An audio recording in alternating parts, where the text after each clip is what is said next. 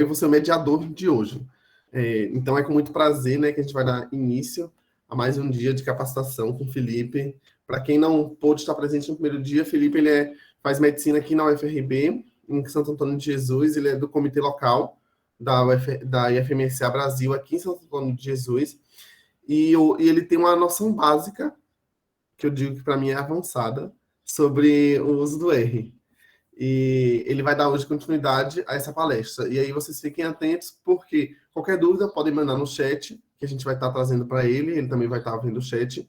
E no final do dia hoje, a gente vai estar mandando o material da aula de hoje pelo e-mail que vocês fornecerem. Então fiquem atentos aos formulários que a gente vai passar, porque nesses formulários é o que vai garantir a certificação de vocês e o envio dos materiais. Bom dia, pessoal. Feliz a gente estar aqui mais uma vez. Micael e Giovana aí, botando a responsabilidade em cima de mim. Vamos dar início ao nosso último dia. Né? Para quem não estava na quinta-feira, a gente focou na parte gráfica, né? O pacote Esquise. Hoje a gente vai focar um pouco em como a gente monta algumas tabelas, né? De frequência absoluta, de frequência relativa, uma tabela de frequência para variáveis contínuas, onde a gente tem que dividir em classes, como é que a gente faz isso no R, né? Como é que a gente exporta essa tabela em formato Excel, né, que pode ajudar e adiantar um pouco a nossa vida na análise, e fazer alguns testes estatísticos, né? No caso, eu selecionei 2 testes, certo? Testes simples, só para a gente entender um pouco como é a dinâmica, né? Como é a programação desses testes, né? Naturalmente, a estatística ela é abordada em certo teor, mas o foco mesmo é a questão da programação no R. Ok? Vou compartilhar minha tela aqui.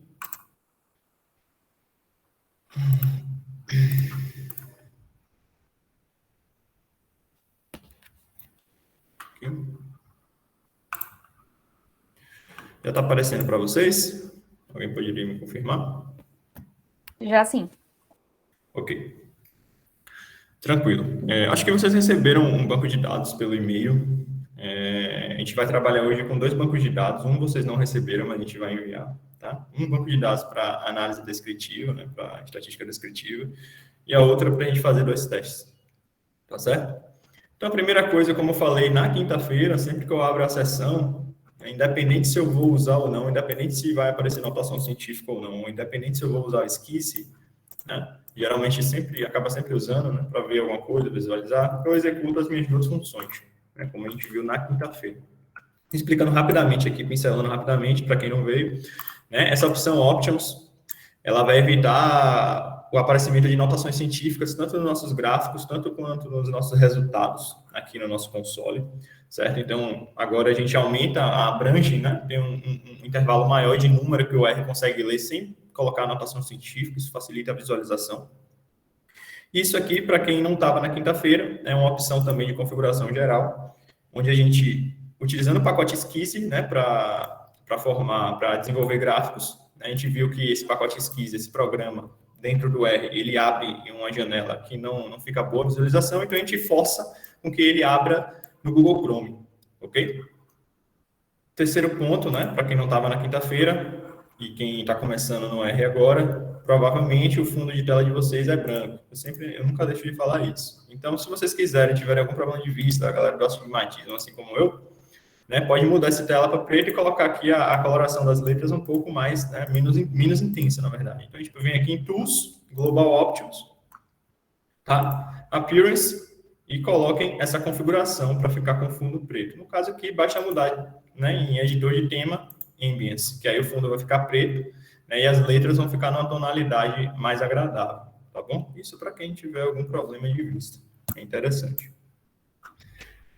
Vamos lá. Primeira coisa que a gente faz, instalar alguns pacotes. Eu tinha mostrado para vocês na sessão de quinta-feira, ok? A gente instalou alguns pacotes, a gente instalou o pacote Forecast, a gente instalou o Esquisse e o ggplot2, são pacotes voltados para o desenvolvimento de gráficos.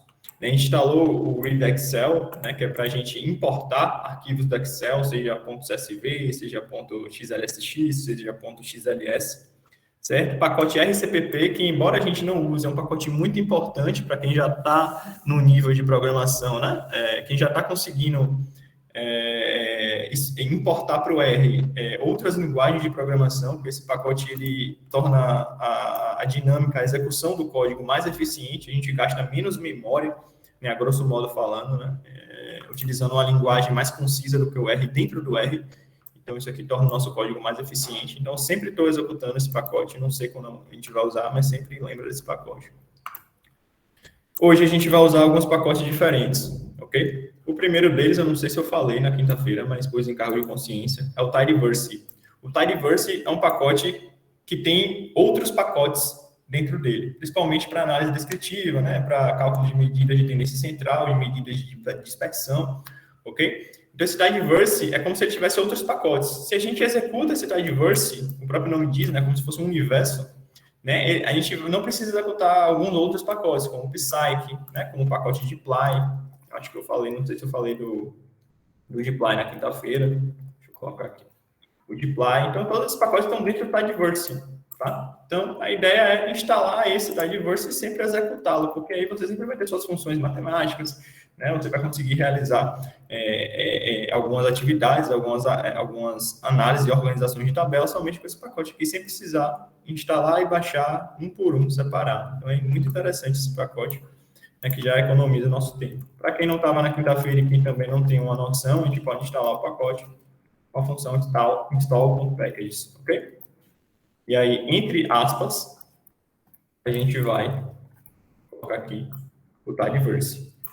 Para executar a linha, seleciona Ctrl Enter. A gente pode executar também com esse botão Run aqui em cima, tá bom? Mas eu já tive problemas executando com o botão Run, então eu nunca tive problema executando assim. Então, seleciono a linha que eu quero executar, o script que eu quero executar, aperto o Ctrl Enter e ele vai instalar, ok? Eu não vou instalar aqui porque eu já tenho ele instalado, certo? Mas, no mais, vai aparecer uma tela carregando, descompactando o pacote e não vai gerar problemas, é simples.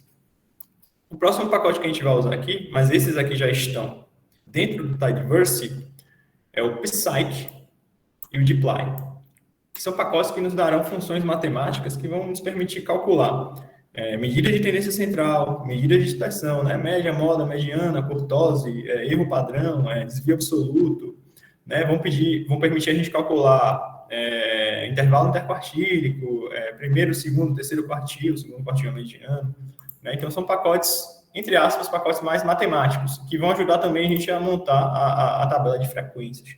Tá? Então, vocês podem também instalá-los. Não sei se na quinta-feira eu cheguei a instalar algum deles. Ok? A gente pode instalá-los da mesma maneira. O Psyche e o pacote dplyr, com a mesma função. Com a mesma função. Vou deixar o código aqui para vocês. E já fica pronto. A gente vai passar para vocês primeiro, ok? A gente instala esses 3 pacotes aqui. O próximo pacote que a gente vai instalar, que vai ser importante aí quando a gente desenvolver algum teste estatístico, né, vai ser esse pacote aqui que é o RVA ID Memor, o Memor, certo? Ele vai ter aqui algumas funções que vai permitir com que a gente faça alguns testes, como o teste Shapiro-Wilk, o teste de Levene, né, para verificar a homogeneidade de variância, tá? O teste T, né, paramétrico, enfim. A gente vai realizar alguns testes estatísticos por meio dessa biblioteca aqui, desse pacote, ok? Lembrando, para quem não estava quinta-feira e quem não tem uma noção ainda de R, para a gente liberar algumas funções, para a gente executar algumas funções, a gente precisa avisar para o R que a gente quer usar essas funções, e a gente fala isso por meio da função library, né? A gente fala para o R isso aqui, ó, eu vou utilizar as funções dessa biblioteca, ou desse pacote. E aí, quando você executa, né, você vai ter as funções liberadas, é como se você ganhasse novos poderes aí dentro da sua linguagem de programação. E o próximo pacote é o library car, né, o pacote car, né, que também tem uma finalidade parecida com a de RVA, certo? Mas às vezes a gente instala um pacote, ele não tem tudo, né? O pacote ele não vai ter tudo que a gente precisa. Por isso que a gente sempre tem que ficar instalando alguns pacotes e executar pacotes diferentes. Então, o CAR vai abrir outras possibilidades para a gente também, tá? Ele vai permitir que a gente execute outros testes, né? Outras funções que vão nos auxiliar no desenvolvimento aí da estatística inferencial, certo? Então, basicamente, para hoje, a gente vai focar nesses pacotes aqui. Eu já tenho todos eles instalados, Ok, para instalar os de baixo aqui, tanto o RVA quanto o CAR, mesma coisa. A gente coloca entre aspas, não esquece disso, tá? ID, memória, e o CAR, o pacote CAR, ok? E aí vocês vão selecionar, executar, vai instalar tranquilo. Depois que executar, é só digitar library da diversity, library de psych, deploy, RVA e CAR. Executei. Quando eu executar os pacotes, pronto. O R já entendeu que você vai usar algumas funções desses pacotes. E essas funções estão liberadas. Ok? E hoje a gente vai focar na estatística descritiva. Às vezes a gente tem um banco de dados. O banco de dados que a gente enviou por e-mail para vocês, eu vou importar agora. Vou mostrar para vocês. Esse banco de dados aqui é um banco de dados simples. Eu tirei de um canal do YouTube, da Fernanda Pérez. Eu indico muito esse canal para aprender tanto SPSS, quanto Stata, quanto R. E ela está dando foco ultimamente no R. Então, a Fernanda Pérez, ela libera esse banco de dados, certo? Para a gente testar um pouco, para a gente ir fazendo, não é o que ela vai fazer no vídeo, no mesmo esquema que a gente está fazendo aqui. Então, esse banco de dados aqui, liberado pela Fernanda Pérez, lá no canal dela, Fernanda Pérez, o canal. É um banco de dados, diferentemente do banco de dados da nossa última sessão, é um banco de dados super simples. Né? O banco de dados da nossa última sessão, eu retirei do Open Data SUS, tinha 279 mil observações. E hoje, a gente trouxe aqui um banco de dados com 30 observações, ou seja, com 30 linhas. Tá? Esse banco de dados aqui, ele vai ter as variáveis sujeito, sexo, escolaridade, filhos, idade, altura e salário. Ok? Sujeito está identificando, né? O fator está identificando, sexo masculino e feminino, escolaridade separada em superior, fundamental e média. Filhos, a quantidade de filhos que cada indivíduo tem, a idade de cada indivíduo, a altura desse indivíduo e o salário, né, desse indivíduo, por salário mínimo, tá? Então, esse indivíduo número 1 aqui ganha 4,1 salários mínimos. O indivíduo número 2, 2,5, 65 salários mínimos e assim sucessivamente. Então, esse primeiro banco de dados que a gente vai utilizar é um banco de dados super simples, tá? Não tem problema. Até se alguém não soubesse utilizar esse R, fosse fazer uma tabela de frequência aqui, por exemplo, do salário, né, da variável contínua, poderia fazer na mão, né? Mas não é o caso que a gente quer. Se a gente tivesse uma tabela que nem a de quinta-feira, com 200 mil observações, a gente faria na mão? Obviamente que não. Então, vamos aprender com uma tabela simples, com uma tabela pequena, porque o script ele vai funcionar para todos os casos. Então, o que a gente vai fazer? A gente vai importar, já importei aqui, ó, o eDesk, vou fazer de novo para vocês, ó, quem não estava na quinta-feira, a gente pode importar aqui, ó, from Excel. Ele vai abrir essa aba, a gente vai selecionar onde é que está. Selecionei o banco de dados, cliquei em Open, cliquei em OK, e a gente vai importar como acabou sendo importado aqui. Aí vai ficar salvo aqui nosso terceiro quadrante, nossa terceira tela, nosso banco de dados. Quando a gente clica, a gente consegue visualizar, certo? Beleza. Então, a primeira parte, a gente vai focar na estatística descritiva. Vou colocar aqui deixa eu dar um zoom aqui. Melhor para enxergar. Vai focar na estatística descritiva. A abordagem aqui é básica, tá? A gente preparou uma lista de exercícios com gabarito também. A gente é importante para treinar aos poucos, né? Então, a primeira parte vai ser a estatística descritiva. Essa estatística descritiva, é interessante a gente selecionar algumas variáveis categóricas, por exemplo, sexo, escolaridade, né? E ver mais ou menos como é que está a quantidade. Né? Quantas pessoas são do sexo feminino, quantas pessoas são do sexo masculino, né? Nos nossos artigos, nos nossos trabalhos, a gente sempre tem que fazer, né, alguma descrição dessas variáveis. Dependendo do banco de dados, dá para fazer na mão, dependendo do banco de dados, não dá para fazer na mão. Vamos ver como é que a gente faz. Então, a primeira função que a gente pode usar aqui, a gente vai criar aqui agora, uma tabela de frequência absoluta. Lembrando que eu estou chamando de tabela aqui, mas o R ele não exporta a tabela.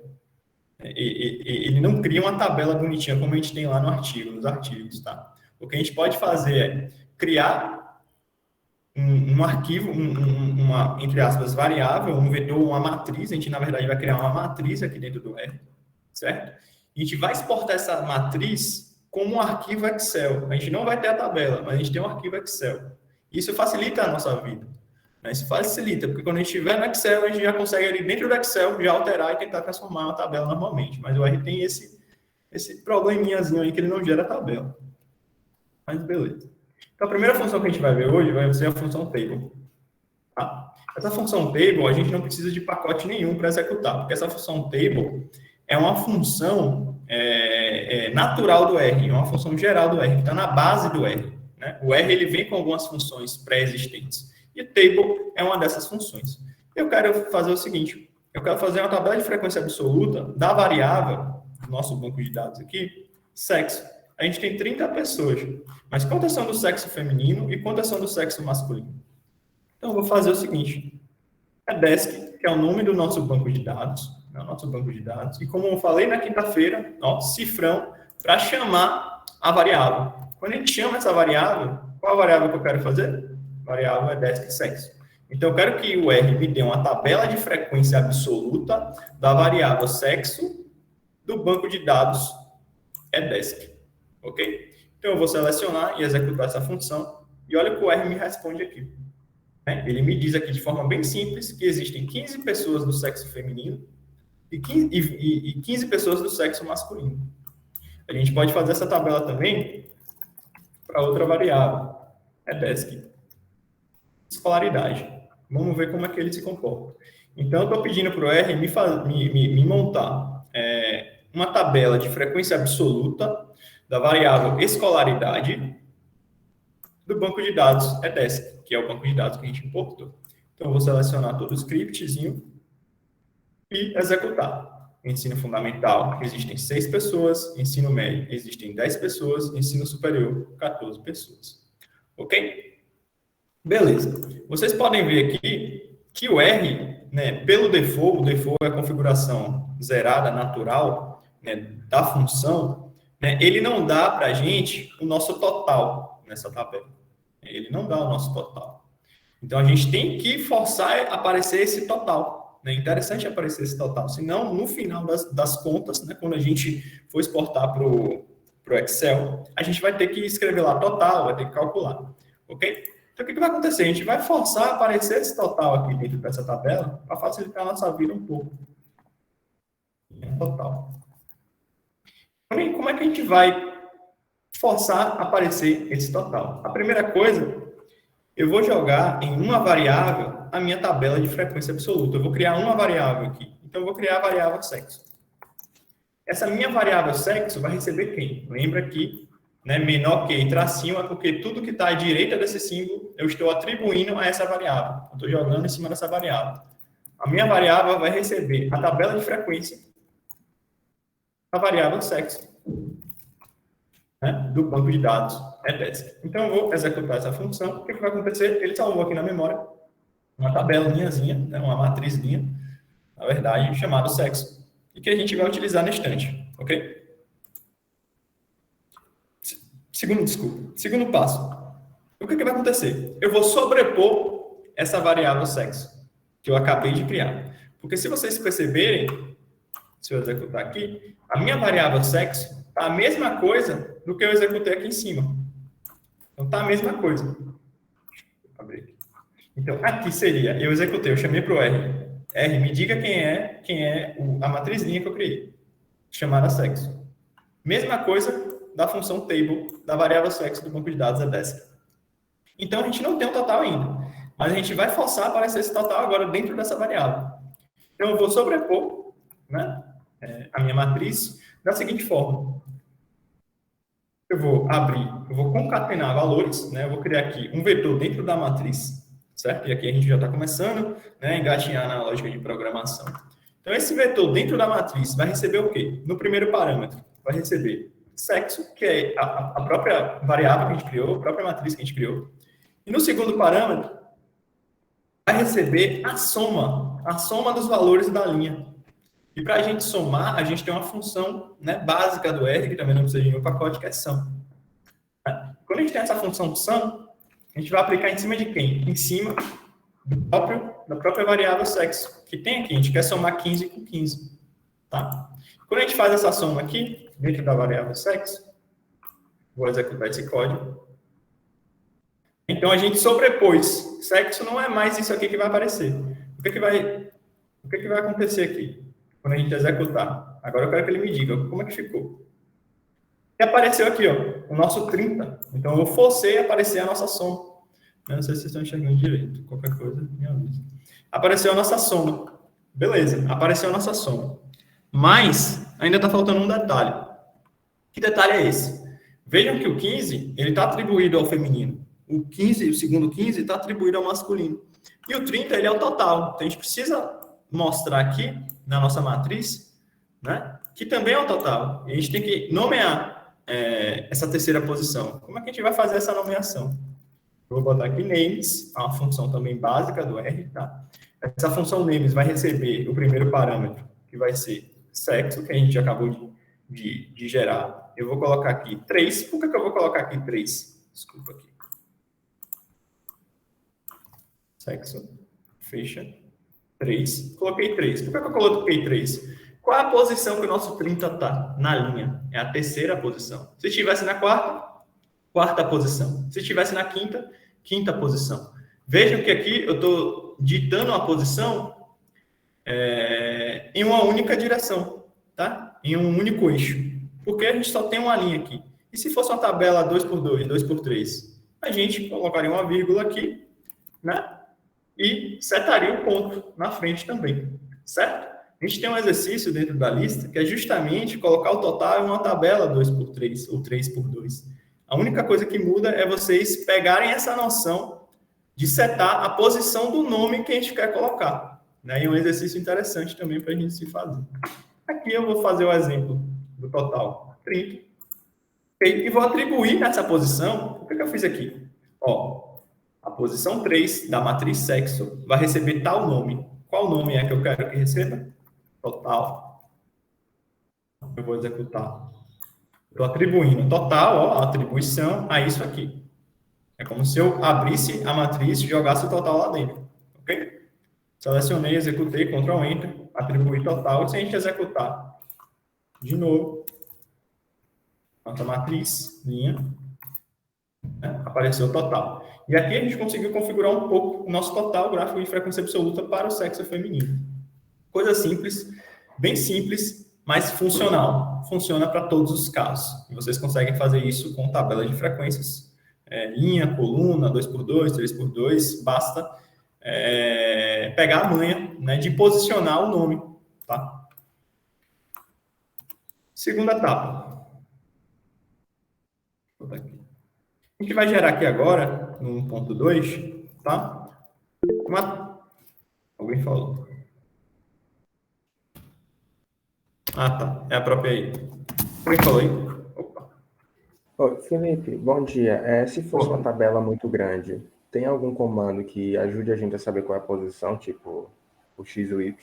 Porque uma tabela 2x3 é fácil, uma tabela só 200x200. Certo. Peraí, deixa eu mostrar aqui no R. Foi o que eu disse para você. Aqui eu coloquei uma única posição, porque a gente tem uma matriz linha. Para você colocar em posição diferente, o que acontece? Geralmente a gente usa uma vírgula para separar o X e o Y, entendeu? Então você vai posição por posição. Você vai ver a sua tabela, 2x3, 3x2, coloca names, seta a posição do X e Y, é como se fosse um plano cartesiano. E vai atribuir a sua variável, entendeu? É um dos exercícios que... Não, eu acho que você entendeu a minha pergunta. Eu quis dizer, tipo, como eu saber qual é a posição lá numa tabela muito grande, qual é o X e o Y que eu quero encontrar. Ah, entendi. Tem que fazer isso automaticamente ou tem que ser na mão? Entendi. Tem um código, olha, eu vou ficar te devendo esse código, mas tem sim, porque eu já cheguei a utilizar, não estou com esse script aqui agora. Mas no gabarito que a gente te enviar, eu deixo para você lá, tá bom? Mas tá tem certo, sim, você obrigado. Consegue identificar, eu entendi agora. Tem uma tabela, por exemplo, 25 por 26, e você quer saber qual é a posição, né, que você tem que colocar, tem sim. É só você... É como se fosse uma engenharia reversa do que a gente está fazendo aqui. A gente está colocando na posição. Aí você quer identificar a posição. É como se fosse uma engenharia reversa. Eu te mando. Agora a gente vai fazer o seguinte. A gente vai fazer uma tabela de frequência cruzada, tá? 1.2. Tabela de frequência cruzada. O que é uma tabela de frequência cruzada? Essa tabela de frequência cruzada, a gente fez aqui uma tabela simples, tá? Só com a variável sexo. Só que agora eu quero cruzar essas informações aqui. Eu quero mostrar quantas pessoas do sexo feminino têm uma escolaridade de ensino superior, médio, fundamental, quantas pessoas do sexo masculino têm uma escolaridade superior, médio, fundamental. Ok? Então a gente vai fazer essa tabela cruzada. Como é que a gente faz essa tabela cruzada? É simples. A gente só vai utilizar a mesma função, table, para utilizar dois parâmetros agora. Quais são esses dois parâmetros? O que a gente quer cruzar. Então, eu quero cruzar aqui sexo e escolaridade. Ou seja, primeiro parâmetro, eu vou utilizar a variável sexo. Então, coloquei aqui, ó, sexo. E eu quero organizar por escolaridade. O segundo parâmetro vai ser minha segunda variável, escolaridade. Utilizei a mesma função. A mesma função, ela recebe mais de um parâmetro. Certo? E o que aconteceu? Olha o que ele gerou. Feminino, ensino fundamental, 2 pessoas. Ensino médio, 7 pessoas. Superior, 6 pessoas, do sexo feminino. Masculino, ensino fundamental, 4 pessoas. Ensino médio, 3 pessoas. Ensino superior, 8 pessoas. Ok? Então, a gente fez uma tabela cruzada aqui. E o que a gente tem que fazer depois? Colocar o total. Como? Mesmo script aqui. Qual a diferença? Só setar a posição. Qual seria o total aqui do feminino? Qual posição? Que coluna? Coluna 1, coluna 1, 2, 3, 4. Que linha? Linha 1. Linha 1, coluna 4. Se fosse o total do masculino, coluna 1, 2, 3, 4. Que linha? 2. Linha 2, coluna 4. Façam, tentem fazer esse exercício em casa, porque é interessante. Ok? E se a gente quisesse colocar o total do total? A gente teria que criar uma terceira linha aqui. Coluna 1, 2, 3, 4. Que linha? Terceira linha, que seria o total da nossa coluna total. Tranquilo?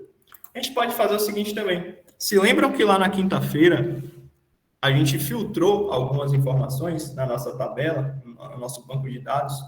A gente filtrou os not availables, né? A gente excluiu os not availables, a gente trocou o nome dos parâmetros, né? O nome das categorias ali dentro das variáveis. Dentro do esquise, a gente filtrou, né? A gente excluiu, a gente só comparou influenza com Covid-19, a gente tirou outros agentes patológicos para quem estava, não sei se vocês lembram, outros agentes patológicos, outros vírus, né? A gente filtrou. Então, a gente fez coisas que o banco de dados, naturalmente, ele não traz. E a gente pode fazer aqui também na estatística descritiva. E aí eu vou trazer para vocês uma função que é chamada função if-else, que é uma função que é uma condicional, né? Que é o se, então, que é uma função muito poderosa aqui dentro e que permite a gente desenvolver a nossa lógica de programação e permite a gente fazer, né, muitas coisas além do que o banco de dados nos dá, né, e além do que essa própria função table ou a própria table, que é para a frequência relativa, nos dá.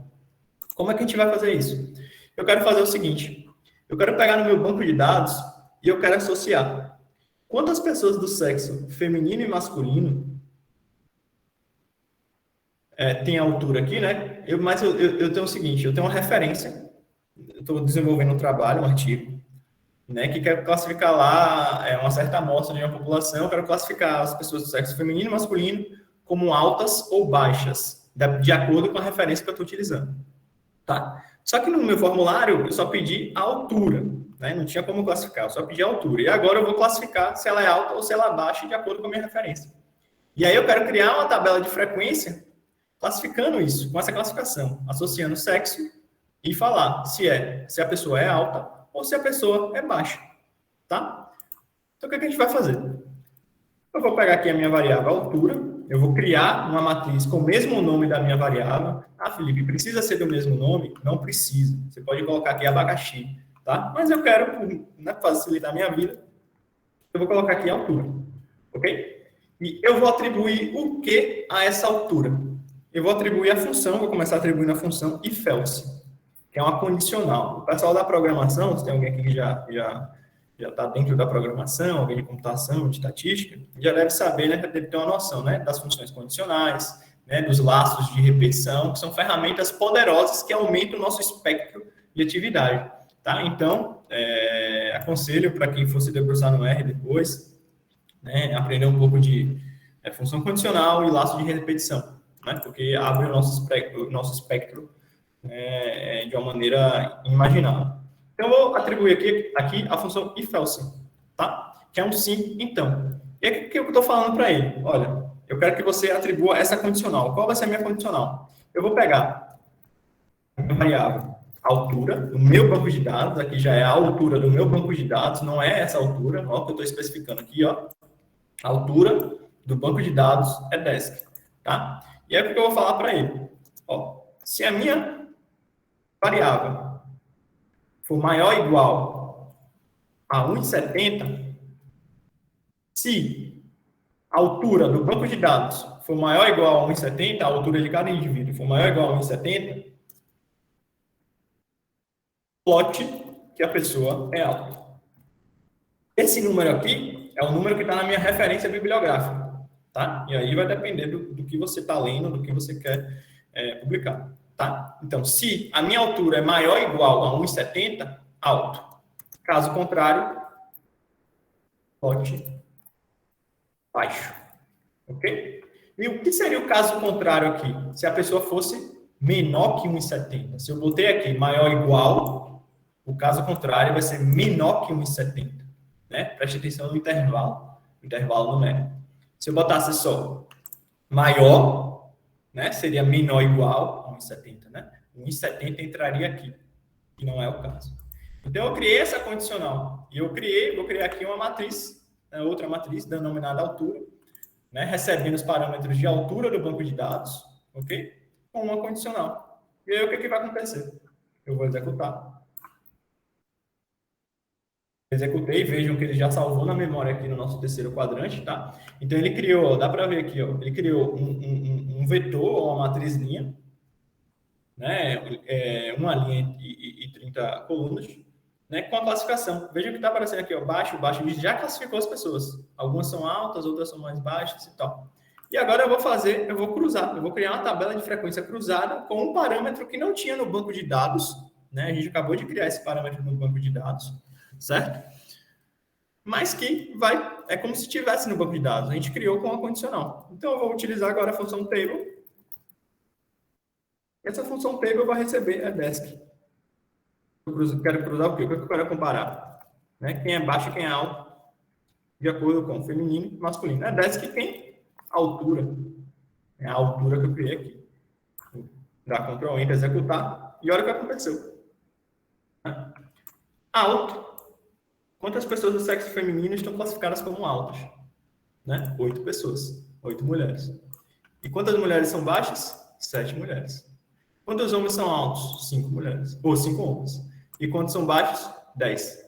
Então, por meio de um if e else, né, a gente abriu o nosso espectro de possibilidades, né, de construção de tabela de frequência. Né? A gente fez o quê? A gente criou um parâmetro, definiu esse parâmetro e associou com o banco de dados. Então, a gente já não está mais associando variável com variável do banco de dados. A gente começou a associar a variável do banco de dados com uma variável criada, com um parâmetro criado. Né? Isso abre muita possibilidade. E aí você consegue cruzar tabelas, você consegue cruzar matrizes com o banco de dados, o vetor com o banco de dados, certo? E aumenta as suas possibilidades. Então, a gente tem aqui, ó, esse if else, uma função muito importante. É uma função bem simples. Né? Coloca a condicional, e essa condicional aqui não necessariamente vai ser isso, pode ser uma coisa muito mais complexa, né? Pode ter mais linhas e com o tempo que vocês vão treinando, vocês vão desenvolvendo, vocês vão entendendo, né, a sintaxe da linguagem, né? Aí você pode ter um end aqui, pode ter um or, né? Pode ter um short também, né? Mas vocês vão pegando a sintaxe da linguagem e aí depois a condicional vem aqui, ó.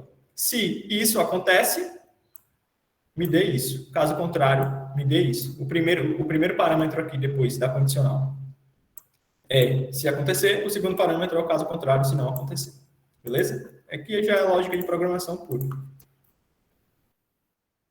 Vamos para a próxima parte, a gente só está falando de tabela de frequência absoluta. Aqui é a tabela de frequência absoluta. A gente precisa também, quando a gente vai desenvolver as tabelas, né, uma tabela de frequência relativa, certo? Então, eu vou colocar aqui 1.3, a seção 1.3, tabela de frequência relativa.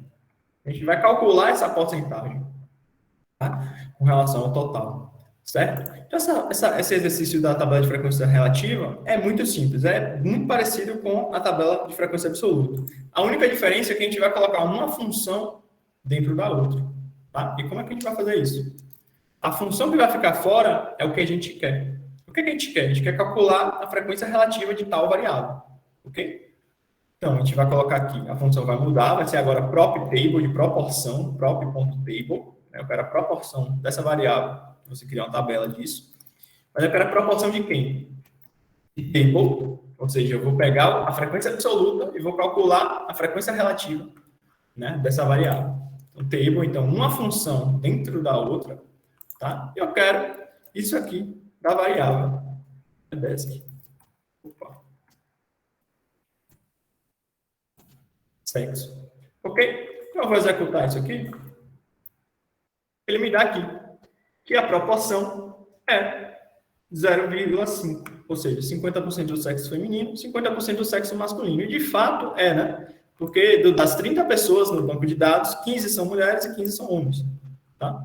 Então, 0,5. Se você quiser colocar isso aqui diretamente em porcentagem, aqui está em número decimal, tá? Se você quiser colocar diretamente em porcentagem, você basta multiplicar por 100. No R, a multiplicação é asterisco, multipliquei por 100, selecionei tudo agora, executei, olha o que ele faz. Já coloco em porcentagem, isso aqui já está em porcentagem. 50%, 50%. Ok? E o que pode fazer mais? A gente vai fazer o seguinte, ó. Aqui não foi o nosso problema, não foi o nosso erro. Nossas casas decimais, elas vieram bonitinhas aqui, 50%, 0,5, 0,5. Nem sempre isso acontece. Nem sempre isso acontece. Às vezes, o R por default, né, ele tem ali atribuído algumas casas decimais, 3, 4, 5, né? Depende da versão também. A gente vai ver agora o que pode acontecer quando a gente tiver mais casas decimais. Então, eu vou pegar aqui. Eu quero prop table, né? Eu quero a frequência relativa da tabela. Que tabela? Agora eu vou pegar desk escolaridade, tá? Vou selecionar o script, Ctrl Enter, pronto. Era o que a gente queria. Apareceu aqui, dentro de ensino fundamental, ensino médio e ensino superior, 0,20.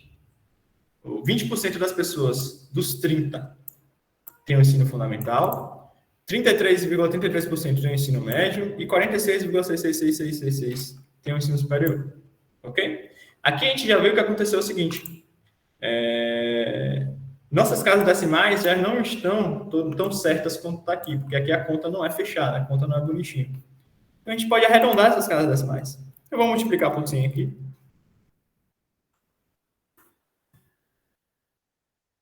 Multipliquei por 100. Eu já deixei em porcentagem, né? Mas veja que as casas decimais ainda estão, né, em uma quantidade não agradável. E o que a gente vai fazer? A gente vai utilizar uma função. A gente vai colocar tudo isso aqui dentro de uma função. Que função é essa aqui? É a função round. Essa função, ela automatiza o arredondamento, certo? Essa função round, ela vai receber na primeira posição o parâmetro, na segunda posição, casas decimais. Você vai definir a quantidade de casas decimais que você quer. Ok? Quem é o nosso parâmetro? O que é que eu quero arredondar? Parâmetro é o que eu quero arredondar. Eu quero arredondar isso aqui tudo. O resultado disso aqui tudo.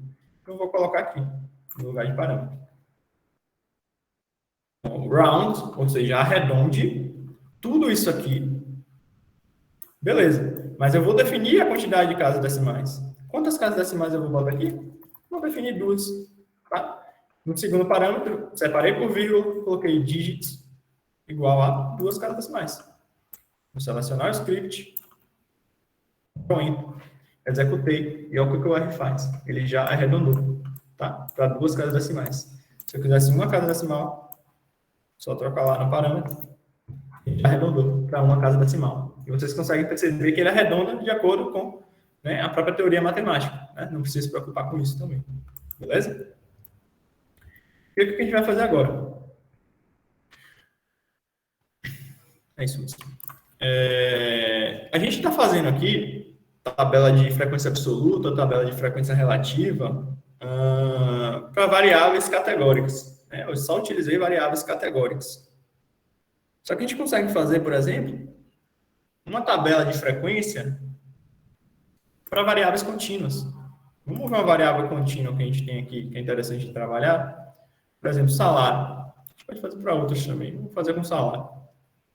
Salário é uma variável contínua, quantitativa contínua, desculpa. Quantitativa contínua, tá? Tem vírgula, pode ser mensurado, medido.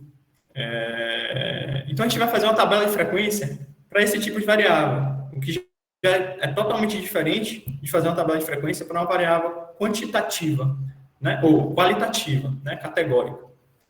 Aqui a gente vai ter que dividir por classes. Não sei quem já pegou bioestatística, ou quem está pegando, né? Quem ainda não pegou pode sentir um pouco de dificuldade. Mas quando a gente vai dividir, né, a gente vê no ensino médio também, né? Pelo menos profissionalmente, a gente vai pegar uma variável quantitativa contínua e quer fazer uma tabela de frequência disso, a gente vai precisar cortar em classes, né? E aí isso não é aleatoriamente que a gente faz, eu quero fazer em 4 classes. Não, a gente tem que utilizar, né, alguns parâmetros, a gente tem que utilizar algumas referências para que a nossa tabela de frequência da variável quantitativa contínua, né, esteja de acordo com as normas que a estatística ela prega, né? Então, vamos fazer aqui já na seção 2, a gente mudou o tipo de variável, vamos mudar o tipo da seção, variáveis contínuas.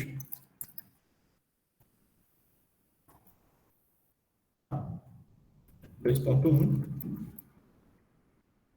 que vai acontecer? Eu quero formar uma tabela agora de frequência para essa variável, a gente precisa de 3 pontos.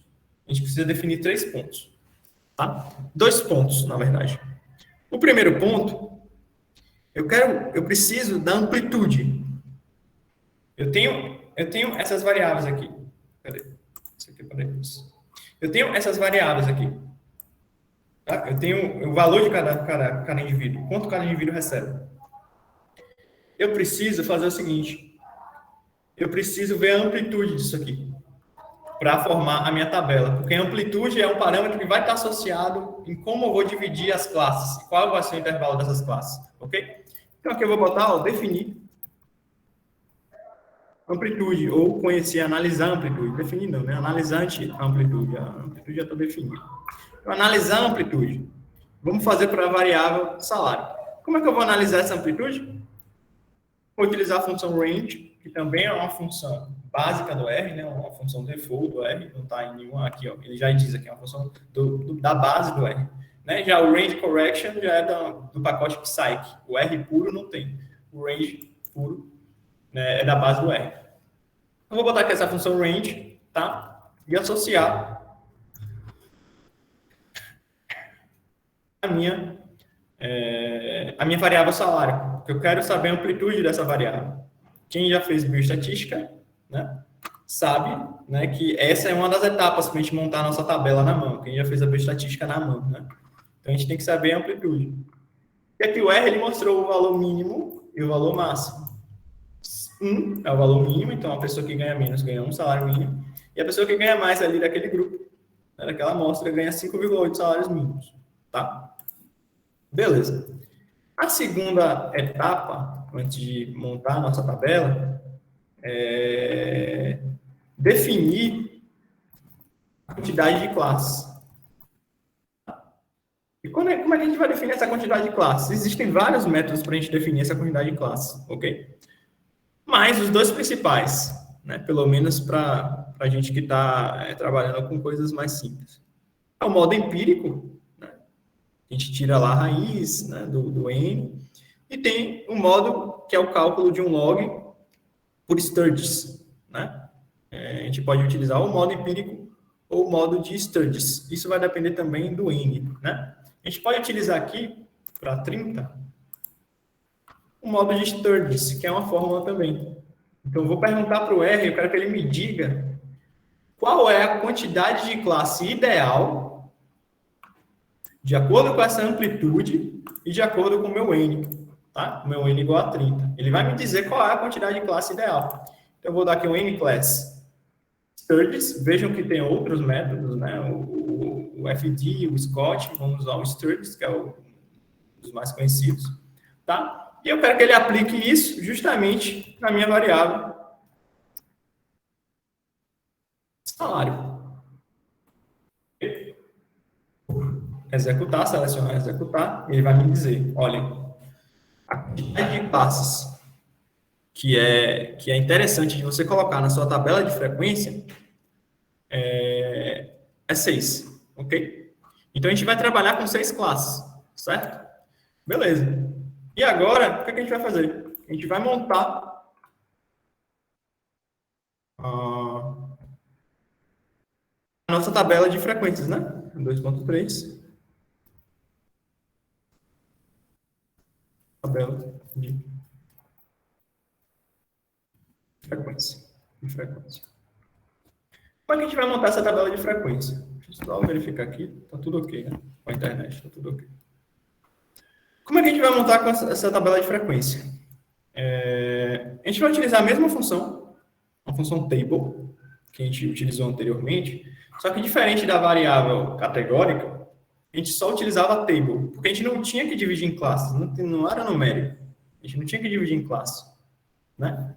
Aqui a gente vai fazer o seguinte, a gente vai utilizar a função table, só que agora a gente precisa cortar em classes. A gente precisa pegar o intervalo, né, e cortar em partes iguais, né, em 6 partes iguais, em 6 classes iguais, como ele me disse aqui. Como é que a gente vai fazer isso? Tem uma função também, a gente vai aplicar uma função dentro da função table, que é a função cut. A função cut também é da base do R.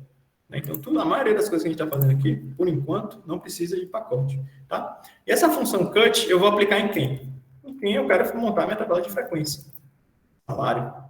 Né? Montei eu cortei, coloquei aqui na minha variável salário. Dentro da função cut, eu tenho que especificar alguns parâmetros, porque a função cut por si só, ela não entende que eu preciso de 6 classes, ela não entende qual o meu mínimo, qual o meu máximo, né? Então, a gente precisa especificar esses parâmetros. Como é que eu vou especificar aqui? O primeiro parâmetro vai ser o seu mínimo, o segundo parâmetro vai ser o seu máximo, e o terceiro e último parâmetro vai ser a quantidade de classes que o seu método, de acordo com o método que você utilizou. Aqui, no caso, a gente utilizou Sturgis, a gente vai colocar a quantidade de classes com um adendo que a gente vai ver o que é. O nosso mínimo e o nosso máximo foi 1 e 5,8. A gente pode fazer o seguinte, sem perda de informação, eu vou colocar aqui sec, que é o meu parâmetro que eu vou definir, né? Que é a minha função que eu vou definir esses parâmetros, sec. Dentro de sec, o primeiro parâmetro é o mínimo, eu vou colocar 0, tá? Não tem perda de informação, porque lá é 1, 0, beleza. Tá? O máximo, eu vou botar 6, né? Deu uma arredondada, a gente também não perde informação, porque o máximo de lá é 5,8. A gente não pode, por exemplo, botar aqui 5,7. Tá? 5,7 aqui, o que acontece? Você perde informação. Você perde informação desse salário aqui. Ó. Mais 5,7, né?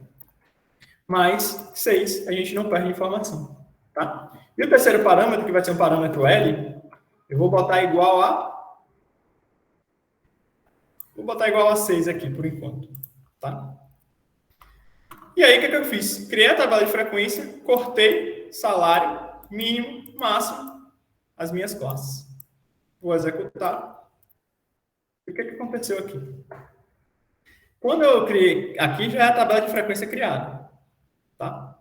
E aqui a gente também pode colocar o total e somar a frequência relativa, absoluta, tal qual a gente fez anteriormente. Mas vamos contar quantas classes tem aqui. Ó. Intervalo aberto, fechado. Intervalo aberto, fechado. 1, 2, 3, 4 e 5. Eu botei 6 aqui e ele me deu 5 classes. Né? Ele dividiu em 5. Por isso, o adendo. Nessa função sec, a quantidade que o Sturgis te der, ou o método que você utilizar para calcular as classes, você sempre tem que botar 1 a mais. Sempre tem que somar 1 a mais. Por que disso? Não sei. Mas, por definição da função sec, é assim que funciona. Então, a gente bota o 7. Selecionei, Ctrl+I, e agora sim, ó, ele dividiu em 1, 2, 3, 4, 5, 6. Então, de 0 a 1 salário mínimo, temos uma pessoa. De 1, fechado em 1, né? Aberto em 1, ou seja, o 1 não entra aqui. De 1 a 2 salários mínimos, 6 pessoas. Assim sucessivamente. Certo? Então, a gente criou uma tabela de frequência, né? Dividida em classes, para uma variável contínua. Beleza? Isso aqui é aplicável, claro, em qualquer tipo de banco de dados que você estiver trabalhando, né? A gente consegue aplicar tudo que a gente está vendo, né, em outros tipos de informações também. Certo. Vamos lá mais para a parte matemática da coisa. Vamos calcular agora, a gente tem aqui nosso banco de dados, né, um banco de dados pequeno, mas rico em informações. A gente pode calcular aqui 3, vou colocar aqui, medidas de tendência central. Veja que a gente está bem basiquinho aqui, né? E medidas de dispersão. Isso aqui é muito importante, né? Para a gente da área da saúde que está fazendo aí, desenvolvendo algum trabalho, tem que ter central, dispersão, né? Faz alguns testes mais básicos, né? Faz a estatística descritiva, né? Mas isso aqui também é extremamente importante, apesar de a gente não poder, né, inferir algo. Tendência central e dispersão não permite que a gente vá inferir algo, mas permite que a gente descreva o que está acontecendo no nosso banco de dados. E aí existem funções que são muito boas para a gente tirar medidas de tendência central e medidas de dispersão. A primeira função, que eu vou mostrar para vocês, é a função summary. Tá? E a função summary, bora aplicar aqui, a altura. Ok? Quando eu aplicar a função summary em altura, o que a função summary me retorna? Ela me retorna o mínimo, tá? Deixa eu executar de novo, porque deixa eu limpar isso aqui. Limpei aqui embaixo. A função summary, ela retorna o quê? O mínimo. Ele diz a menor altura, 145 centímetros. O primeiro quartil, né? 25% dos valores, 160,8 centímetros. A mediana, 166,5. A mediana a gente pode ver depois no boxplot, né? É o segundo quartil. Para quem estava na quinta-feira, a mediana é aquele traçozinho aquele traçozinho mais escuro, né? Mais intenso no meio do boxplot. A média, 168,4. O terceiro quartil e o máximo. Beleza, então essa função summary, né, ela nos dá a mediana, média, primeiro e terceiro quartil, mínimo e máximo. Ok, informações importantes. Mas falta alguma coisa, né? Falta medida de dispersão, falta desvio padrão, erro absoluto, kurtose, né? E a gente pode tirar esses valores por uma função chamada describe. Esse describe é o pacote psych, que a gente já definiu lá em cima, certo? Então eu vou dar um describe aqui, justamente na mesma variável. Tá? Vou executar. O que essa função describe me retorna? A função aqui, vai me retornar o seguinte, de describe em altura. Bora pegar aqui embaixo. Ela me dá o N, quantas variáveis tem. Ela me dá a média, assim como o anterior. Ela me dá o SD, que é o desvio padrão. Ela me dá a mediana. Ela me dá a try-med-mean, que é a média parada, né? Ela me dá aqui o desvio absoluto, tudo medida de dispersão e de tendência central. O desvio absoluto me dá o mínimo, o máximo, a amplitude, a simetria, o skill é a simetria, e dependendo do artigo que você está montando, dependendo da análise que você está fazendo, né, essas medidas são importantes. Me dá kurtoses e me dá erro padrão. Então, essa função describe, ela é praticamente completa. Ela só não dá, ela seria perfeita se ela desse, né? Eu não sei por que ela também não dá o primeiro e o terceiro quartil. Só faltou isso aqui, certo? Mas, nos casos, as duas funções já completam praticamente essas informações que vocês precisam. Tá? O que vai acontecer aqui? Eu posso fazer o seguinte. Aqui, eu descrevi pelo describe, de altura, os 30. Estou vindo toda hora para cá. Fechei o banco de dados. Vamos lá. Eu descrevi os 30, né? Aqui ele me fez o como? Aqui ele me deu a média dos 30. A mediana dos 30. A média parada dos 30. Só que eu posso separar isso por grupos. Eu não quero a média de todo mundo. Eu quero a média só do sexo feminino. A média salarial do sexo feminino. Eu quero a média só do sexo masculino. A gente pode separar por grupo. E como é que a gente vai fazer isso? A gente vai ter uma terceira função. Describe by. Vai fazer o seguinte. Eu vou utilizar dois parâmetros. Eu quero que você me dê. Eu quero que você me dê os parâmetros do salário. Eu quero que você me dê a média salarial, mediana, curtose do salário, de acordo com o quê? De acordo com o sexo. Aqui, executar, definir. Olha o que aconteceu. Olha o que o R me responde. Ele me dá mais ou menos a mesma coisa que aparece aqui, né? Mas agora veja que a gente tem duas categorias, duas faixas. Por quê? Ele separou em grupo feminino e grupo masculino. Então aqui a média já não é dos 30. A média é só das 15 mulheres que estão lá no banco de dados. A mediana das 15 mulheres. E aqui a média é só dos 15 homens que estão lá no banco de dados. Aqui é só o desvio padrão. Entendeu? Então a gente consegue separar por grupo. A gente consegue calcular as medidas de tendência central e as medidas de dispersão por grupo também.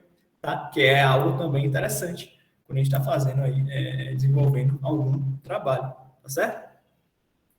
Então, vamos fazer o seguinte aqui. A gente pode brincar um pouco.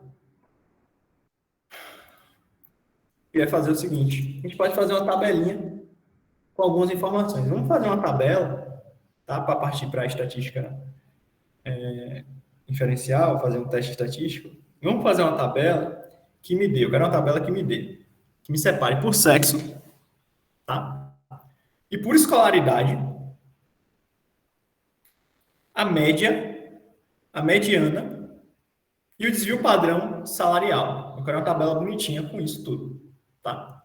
E aqui vai ficar um pouquinho mais, um código um pouquinho maior, um script um pouquinho maior, mas a gente vai explicando devagarzinho, vocês vão pegando.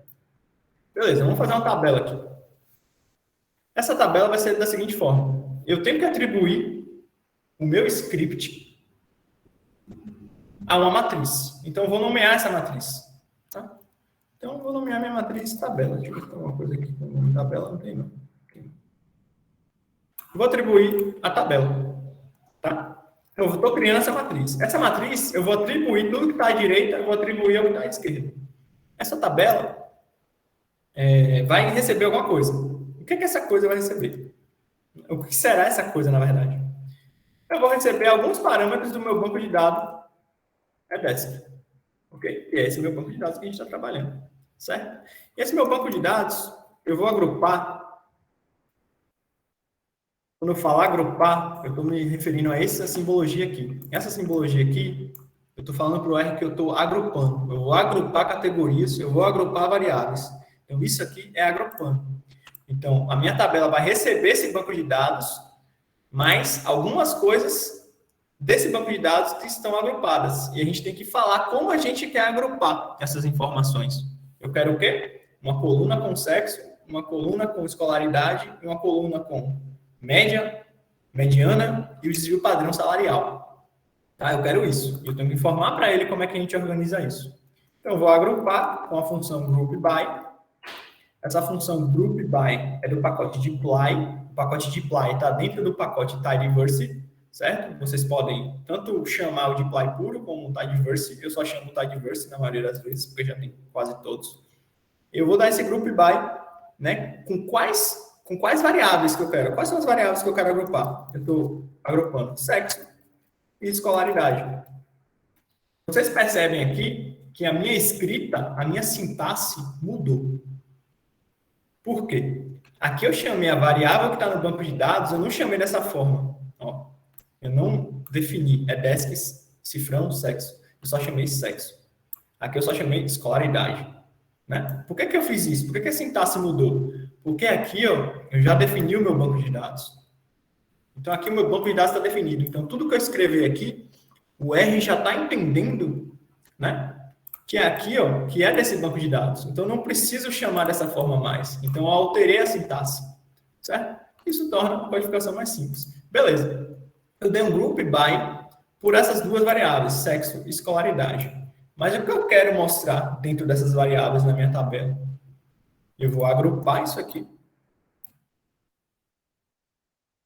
Vou fazer uma indentação aqui para ficar tudo no horizontal. Eu vou usar uma função summarize. O que essa função summarize faz? Você lembra da função summary?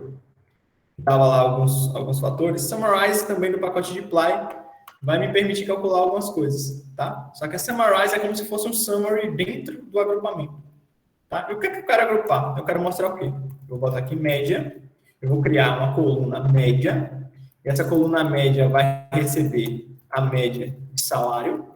Salário é o quê? É a minha variável no banco de dados, vírgula. Eu vou colocar também o meu desvio padrão logo do lado aqui da média, tá? E esse desvio padrão, ele vai ser, né, a função SD. Qual a função que calcula a média? Min. Qual a função que calcula o desvio padrão? SD.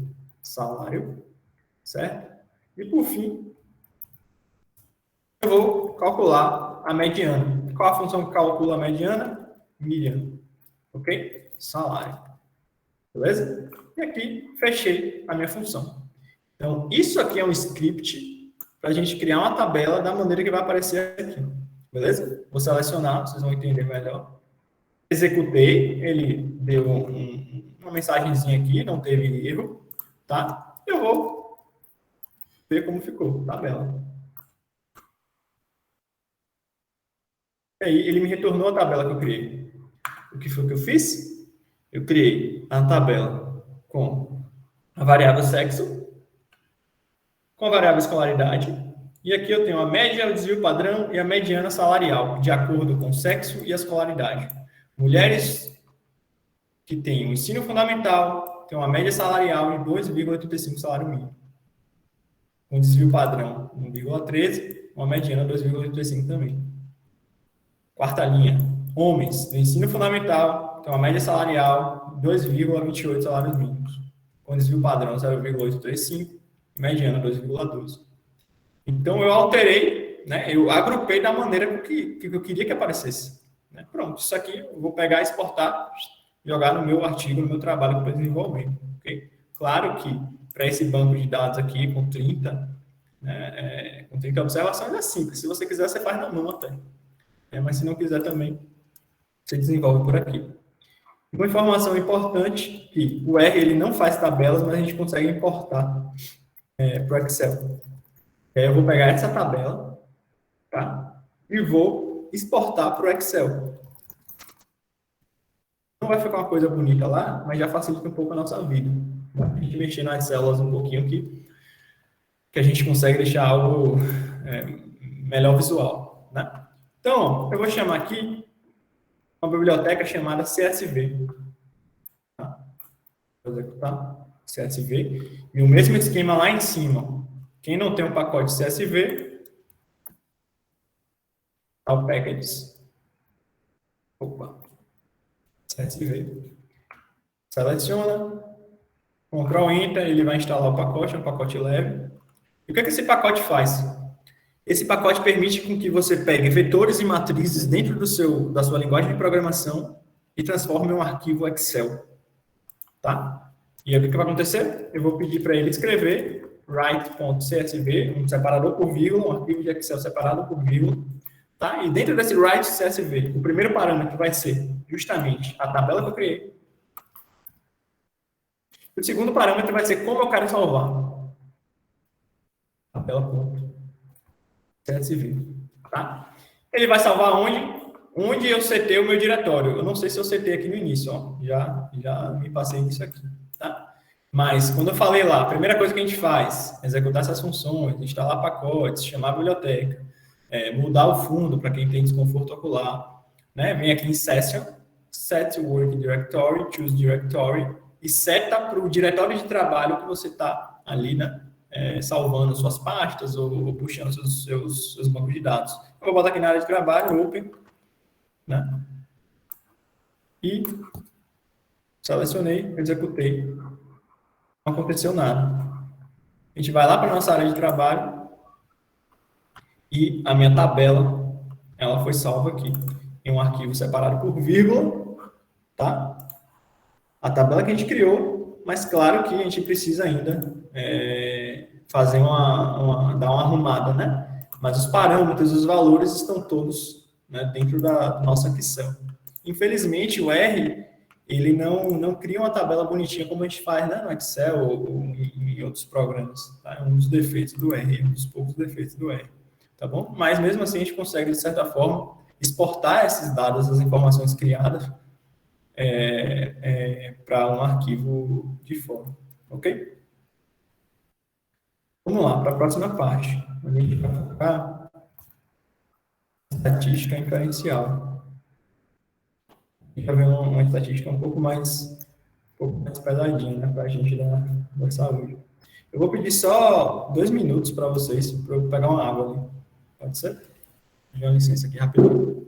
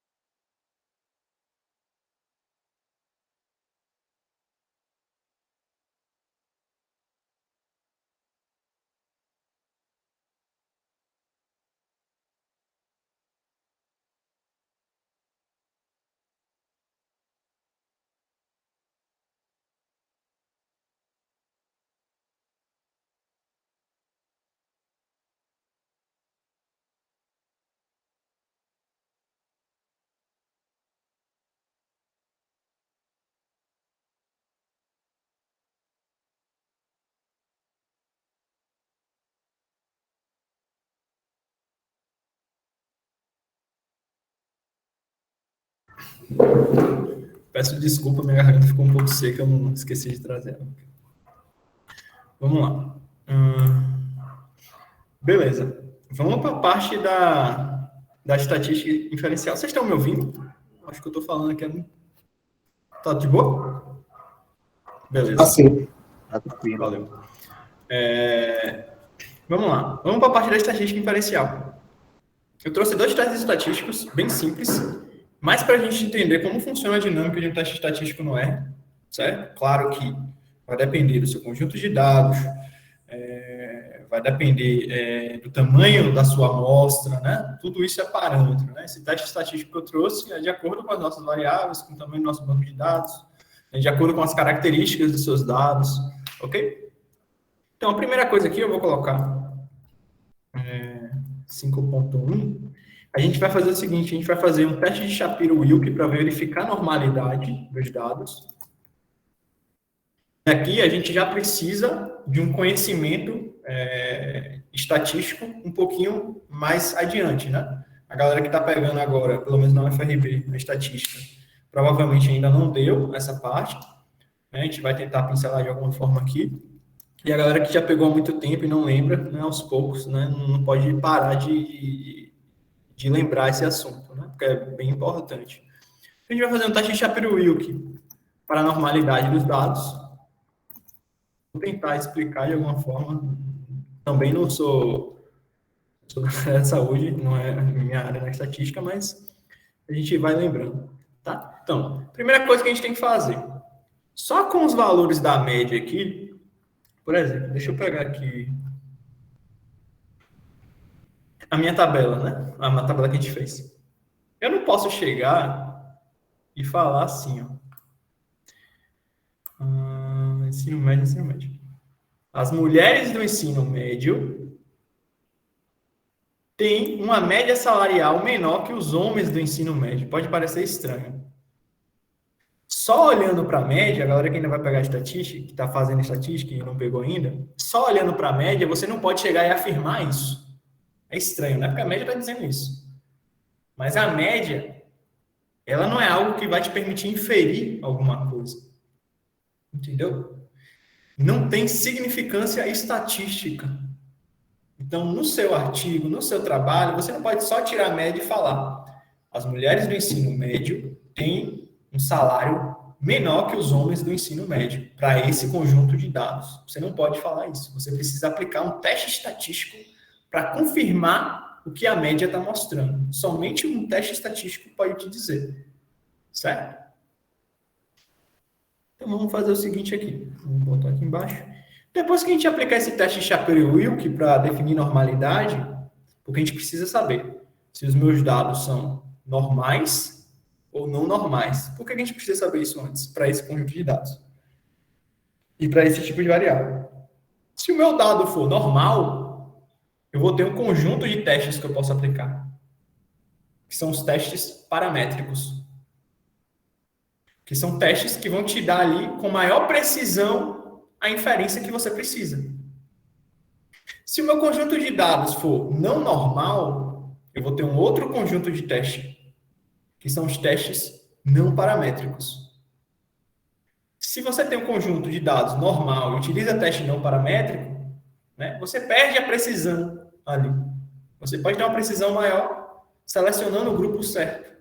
Seu dado é normal, teste paramétrico. Seu dado é não normal, teste não paramétrico.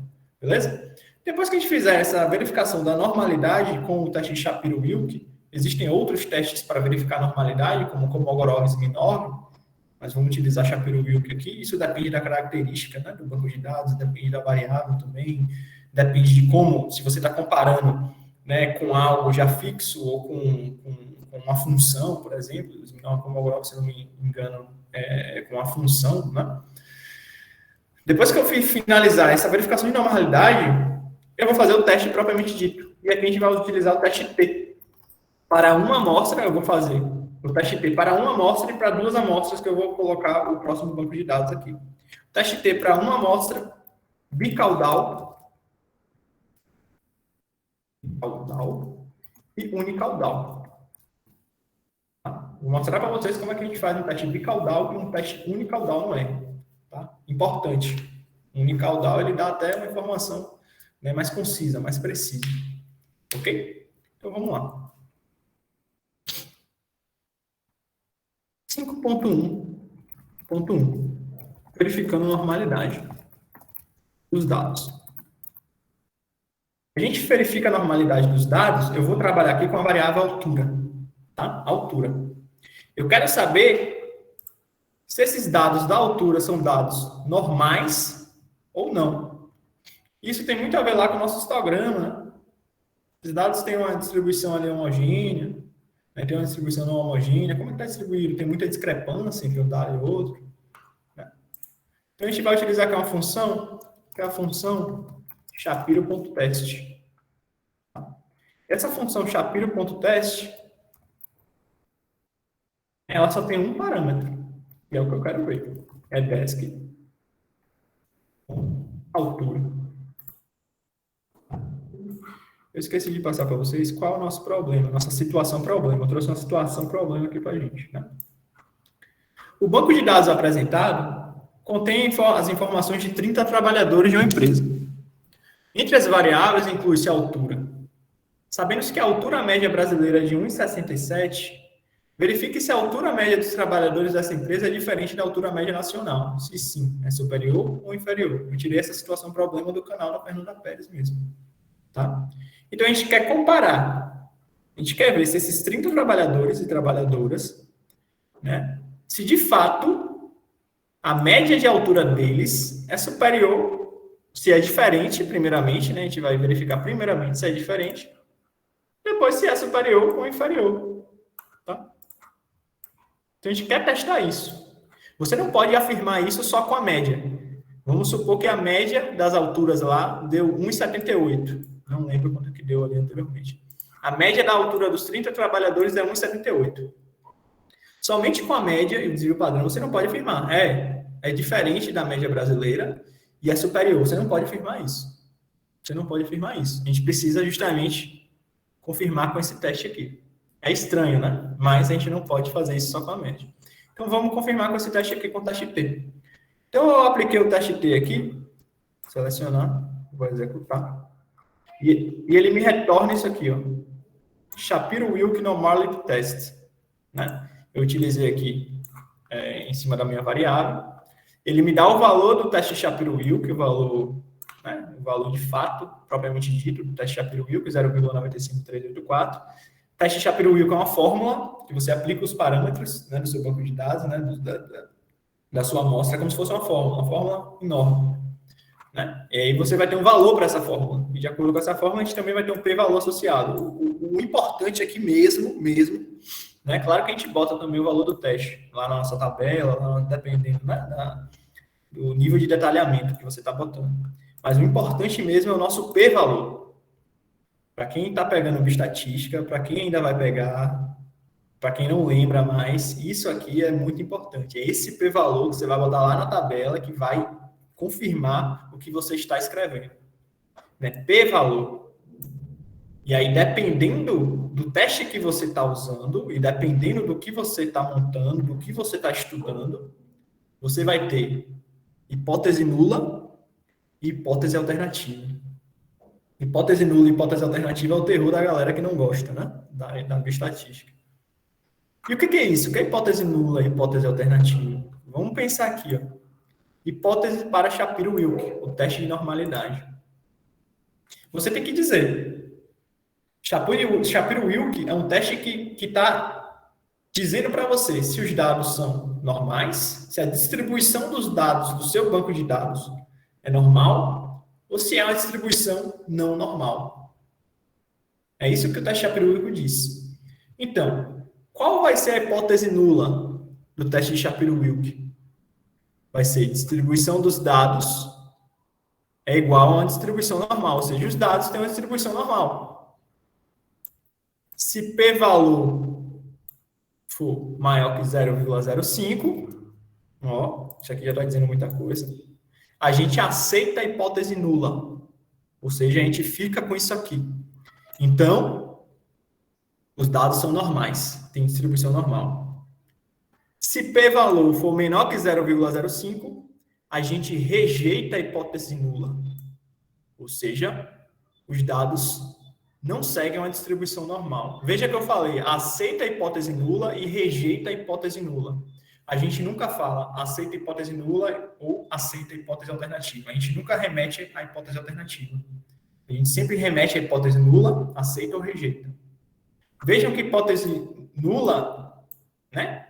Geralmente, a gente sempre vai ter aqui associado ao igual, a igualdade. A hipótese alternativa, a gente lembra muito da diferença.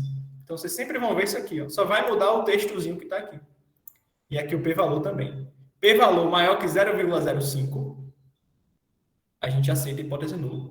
P-valor menor que 0,05, a gente rejeita a hipótese nula. Então, eu queria perguntar aqui para alguém. De acordo com esse p-valor, de 0,214, vocês acham que a distribuição de dados aqui, de altura, ela é uma distribuição, segue uma distribuição normal ou uma distribuição não normal?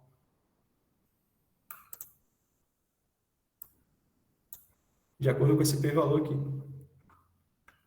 0,214. Alguém?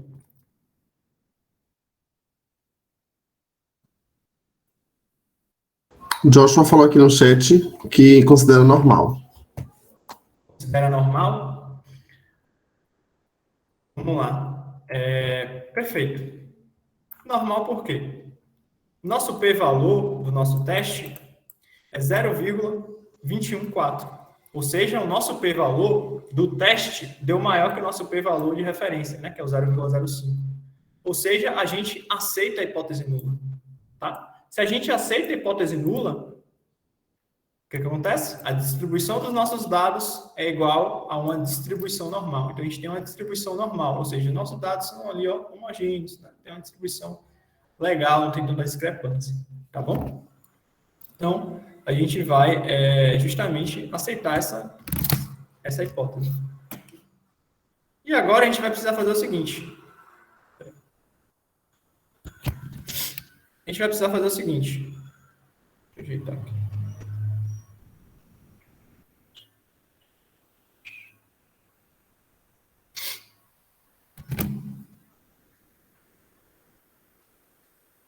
Um momento, pessoal, rapidão.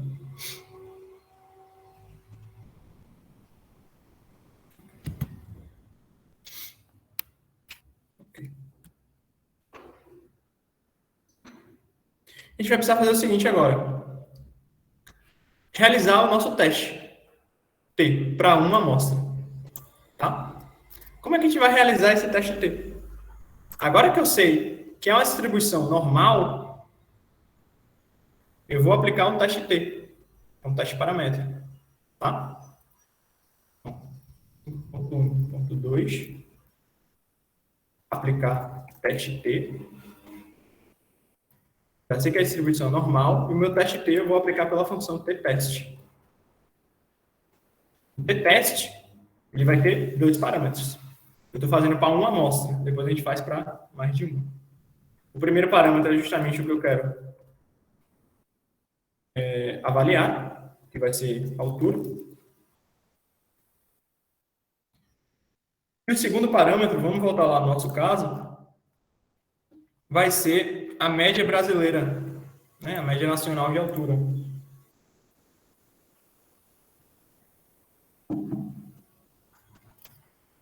Que é 1,67. Eu vou definir aqui, eu vou trocar aqui, eu não quero botar 1,67, não, eu vou botar 1,63. 1,63. Opa, 163. Eu vou definir aqui o seguinte. Agora que eu sei que os meus dados seguem a distribuição normal, eu vou fazer esse teste T, parâmetro. Vou selecionar, Ctrl Enter, ele vai me retornar aqui uma porrada de informações. Então, ele fala que one sample t-test, né, o teste T para uma amostra, da minha variável altura, ele me dá o valor do teste T, tá? O valor bruto mesmo do teste T, ele me dá aqui o grau de liberdade, que é 29, e ele me dá aquele p-valor. Ele me dá o p-valor igual a 0,01257. Vamos botar lá. Tá? Teste T. Vamos botar aqui. P-valor igual a 0,0157. Tá? E aí ele me dá a hipótese alternativa, né? Ele fala que a média da altura do nosso banco de dados não é igual... Ô, Felipe. Oi. Olha aí o chat que tem duas dúvidas referente a essa parte aí, ó. De Joshua e de Aloysio. Tá.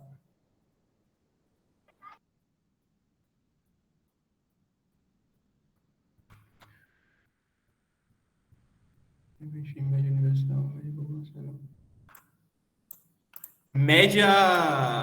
média universal, tá? Não sei se o professor Luiz... Ah, sim. Sim, desculpa. Média populacional, média populacional, desculpa. É isso aí mesmo. É porque o MU confunde, né? Isso aqui sempre confunde um pouco. Média populacional. Vamos lá. Deixa eu voltar aqui. Então, a gente colocou o p-valor aqui 0,0157. Beleza? Vamos lá. A hipótese nula do nosso teste T para uma amostra me diz o seguinte, que a média da amostra, no nosso banco de dados, ela é igual ao valor de referência. Tá?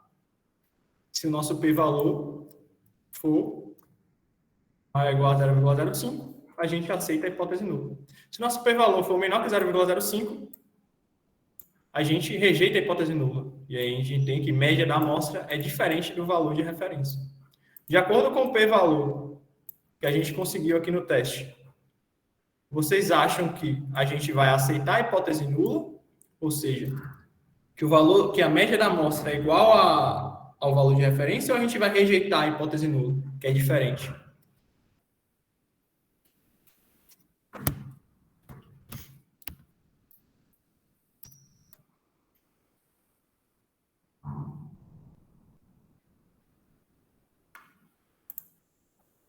A gente vai exatamente como o Joshua falou, não sei se assim pronuncia, né?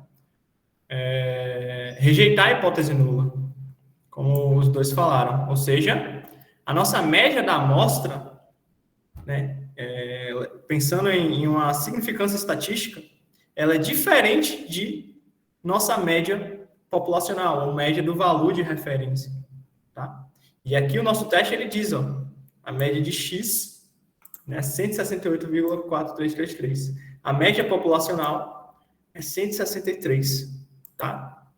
Sem esse teste, você não pode chegar e falar, mesmo com os valores.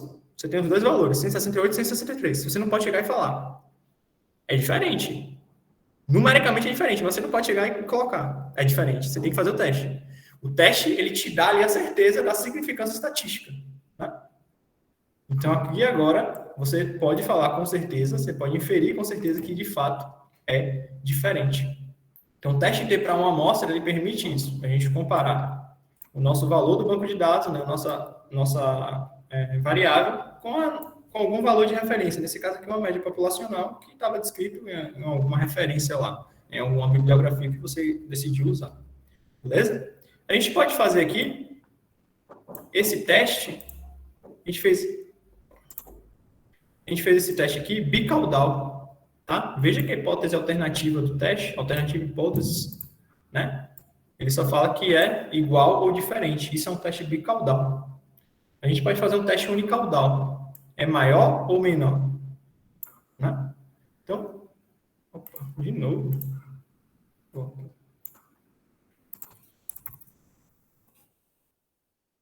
Um probleminha aqui, deixa eu botar.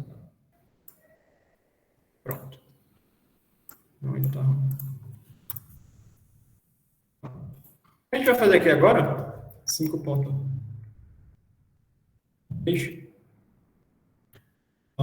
Aplicar teste T. Unicaudal. Por que eu trouxe esse teste unicaudal aqui? Outros testes estatísticos que também tem bicaudal e unicaudal, a gente pode fazer separado, né?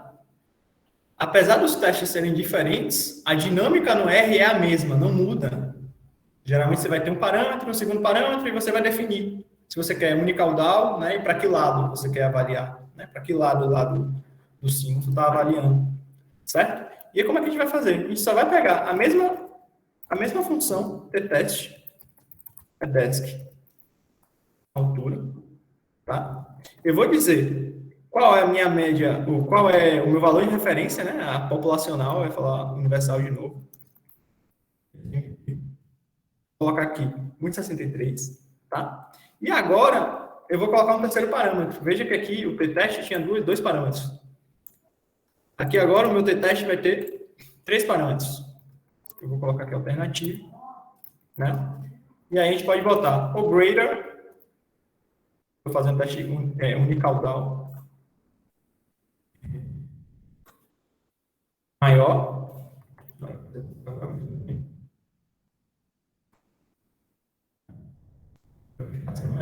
ou less, para verificar. Então aqui é o teste unicaudal, para um lado e para o outro, à direita e à esquerda. Vamos lá ver. Deixa eu executar de novo. Aqui. Okay. O primeiro.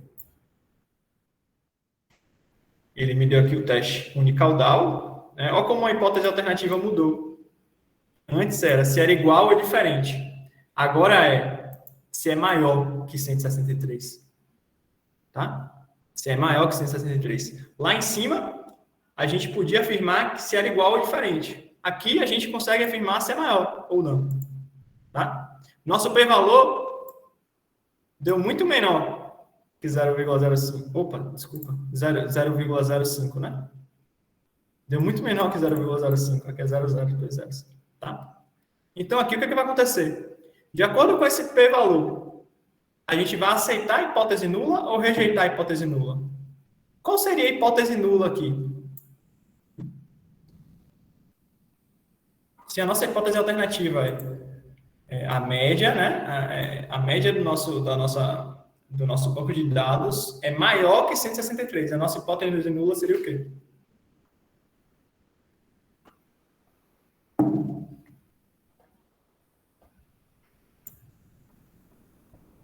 Alguém tem...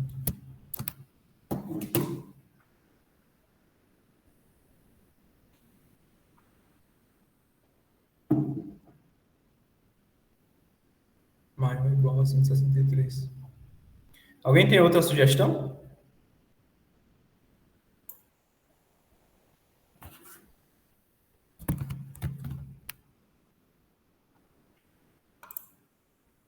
Isso.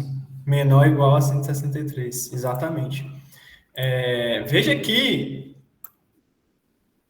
como a nossa hipótese alternativa alterou, a nossa hipótese nula também altera. Né?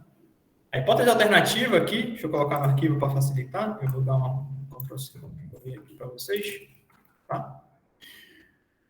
Média da amostra, vou começar com a hipótese alternativa. Média da amostra, eu mudei, estou fazendo teste unicaudal. É maior que o valor de referência. Unicaudal. Então, a minha hipótese nula é sempre o complemento. Fica dos intervalos lá, quando a gente estudava no colégio, intervalo numérico, é sempre o complemento.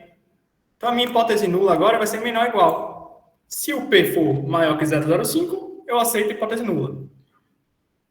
Se o P for menor que 0,05, eu rejeito a hipótese nula. O meu p-valor aqui deu 0,006284.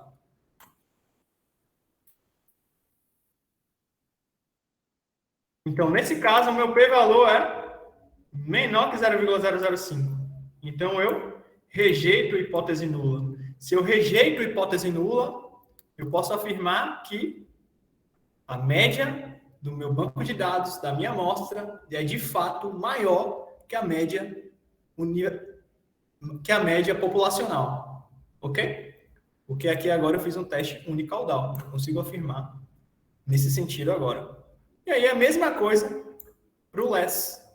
Quando eu executar o less aqui, se a gente já sabe que é maior, o p-valor do less vai dar distante, né? Como o p-valor do greater deu muito baixo, é natural que o p-valor do less, né, seja próximo de 1, como aconteceu aqui. Porque a gente já sabe que é maior. Então aqui, ó, a gente vai fazer o quê? A gente vai aceitar a hipótese nula.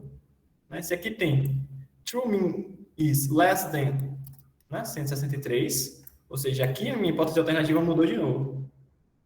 Aqui, ó, menor que 163, menor que o valor de referência. Então aqui vai ser o quê? Maior ou igual. É sempre o complemento.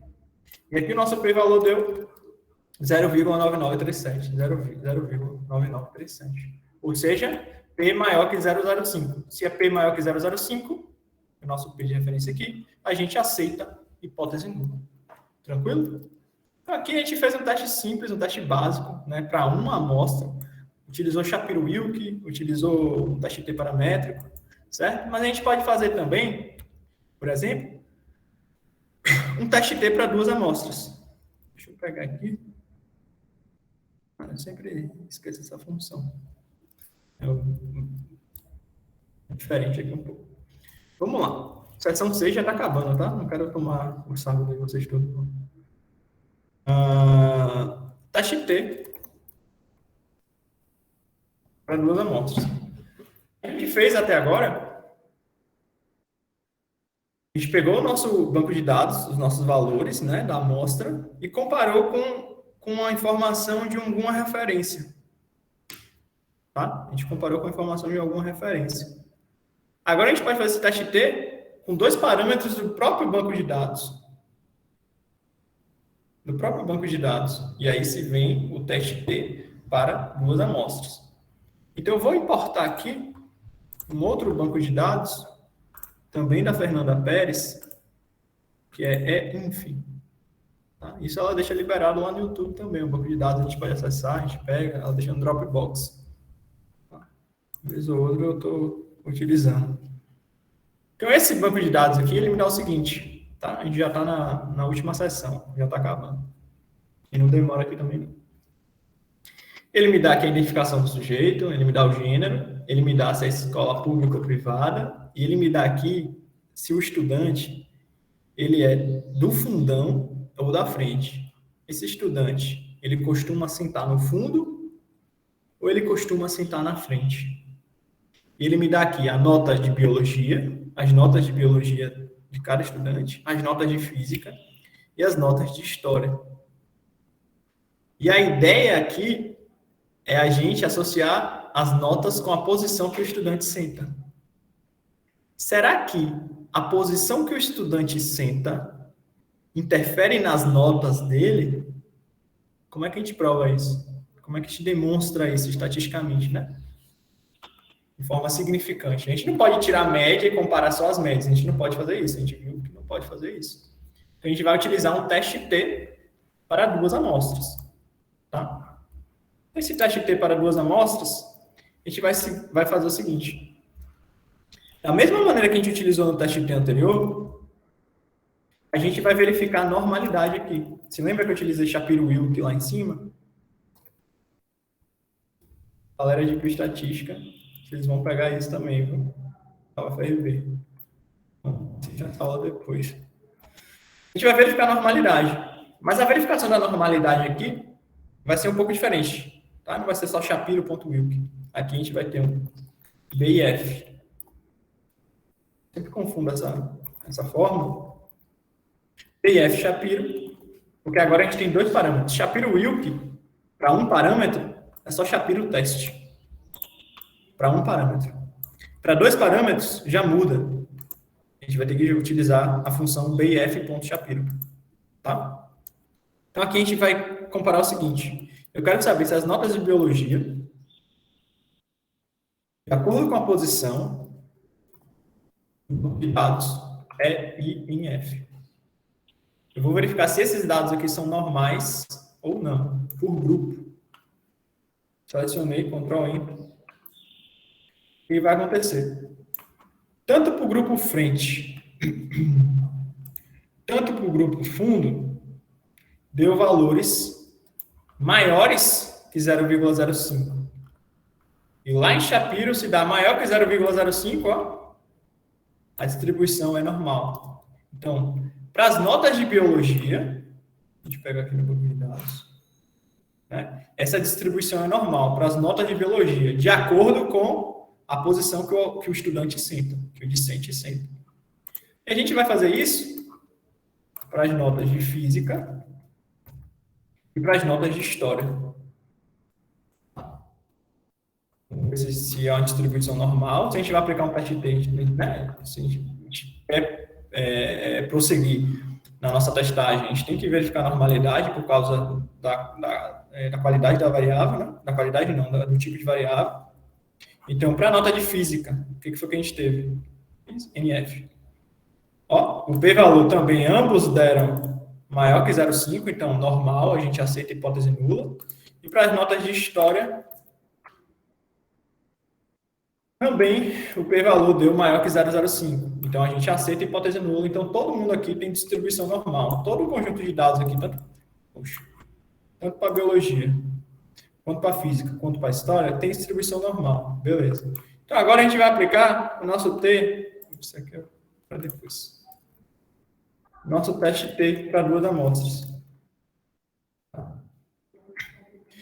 Na verdade, não. Falta um detalhe aqui. Verificar a homogeneidade das variantes. Esqueça essa parte. O que vai fazer, antes de aplicar o teste T, uma verificação da homogeneidade da variância. Quando a gente aplica o teste T para, né, utilizando 2 duas variáveis no nosso banco, a homogeneidade das variâncias pode gerar ali uma imprecisão nos nossos resultados. E a gente tem que dizer nesse teste T que a gente vai aplicar na instante, né? Se as variâncias elas são homogêneas ou não. A gente vai utilizar um parâmetro que vai dizer variância é igual a true, variância é igual a false. Se for true, se for homogênea, false se não for homogênea. Tá? A gente vai verificar por Levene test se há homogeneidade dessas variâncias. Então, a função que a gente vai utilizar aqui, Levene test. E eu quero utilizar o Levene test em quê? Nota de biologia com relação à posição do banco de dados EINF. Por default, essa função, ela se baseia para verificar isso aqui na mediana, tá?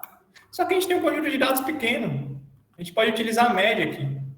O conjunto de dados não tem tanta robustez estatística aqui. Então, a gente pode setar aqui, ó. A nossa medida de tendência central vai ser a média, tá? Eu vou aplicar esse teste de Levene. Opa. Já abri aqui o erro. Eu digitei errado, tá? Ele falou aqui, ó, Levene.test foi extinto. Ele já me era a função antiga.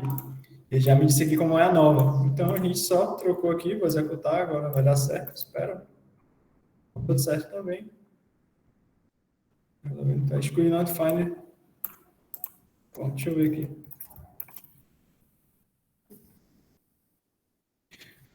Entendi. Eu não executei um pacote aqui. Esse Levene test, o bom do R é que ele me diz onde é que eu erro e ele tenta me ajudar onde é que eu erro, né? O Levene test, ele não é um teste nem do banco de dados aqui, ó, que a gente estava trabalhando, nem do RVA, né? Nem do Tidyverse. Mas eu não executei esse cara aqui, ó. Eu não chamei essa biblioteca. Agora, eu chamei a biblioteca car para abrir a função. Né? Agora, vai. Levene.test, NBPOS, acho que eu estou errando algum parâmetro aqui. NB, posição. Deixei um ponto aqui. Não deixei o ponto, agora vai. Agora foi. Eu tinha escrito com ponto. A função antiga, olha como acontece essas coisas, né? Levene.test, eu estava escrito aqui. Isso aqui era a função antiga desse pacote, né? E aí eu tinha só consertado o T e tinha deixado o ponto. Agora foi. Então aqui, ó, no teste que eu executei, o meu p-valor deu maior que 0,05. Se eu for lá, para ver qual é a minha hipótese nula e a minha hipótese alternativa do Levene test, hipótese nula verifica a homogeneidade das variâncias dos grupos, e não homogeneidade. Meu p-valor deu quanto? Maior que 0,05. Se deu maior que 0,05, aceito hipótese nula. Se eu aceito hipótese nula, eu digo que a variância para a nota de biologia com relação à posição é homogênea, né? A homogeneidade das variâncias. As variâncias são homogêneas, ok? E aqui eu vou aplicar tanto para a nota de física, quanto para a nota de história também. Quero ver se é homogênea. Nota de física. Ele dá uma mensagem de warning aqui, mas é tranquilo, tá? O que importa é isso aqui em branco. O meu p-valor deu muito baixo. Se o meu p-valor deu muito baixo, vamos lá, voltar, ó. P menor que 0,05, não há homogeneidade das variâncias. Então, eu rejeito a hipótese nula. Tá? Rejeitei a hipótese nula. Se eu rejeito a hipótese nula, não há homogeneidade das variâncias, porque o meu p-valor foi menor que 0,05. Então, o que a gente tem aqui? Nota de biologia, variância homogênea. Nota de física, variância homogênea. Agora a gente vai ver nota de história. Executei, ele deu... Opa, executei só metade. Executei, ele deu de novo aqui, ó. P-valor bem menor que 0,05. Então, também não é homogêneo, porque a gente rejeita a hipótese nula. Ou seja, o que vai acontecer? Nota de biologia, a gente tem variância homogênea. Nota de física e história, a gente não tem variância homogênea. Tá? E agora, a gente vai aplicar por fim, né? Aplicar PET-T para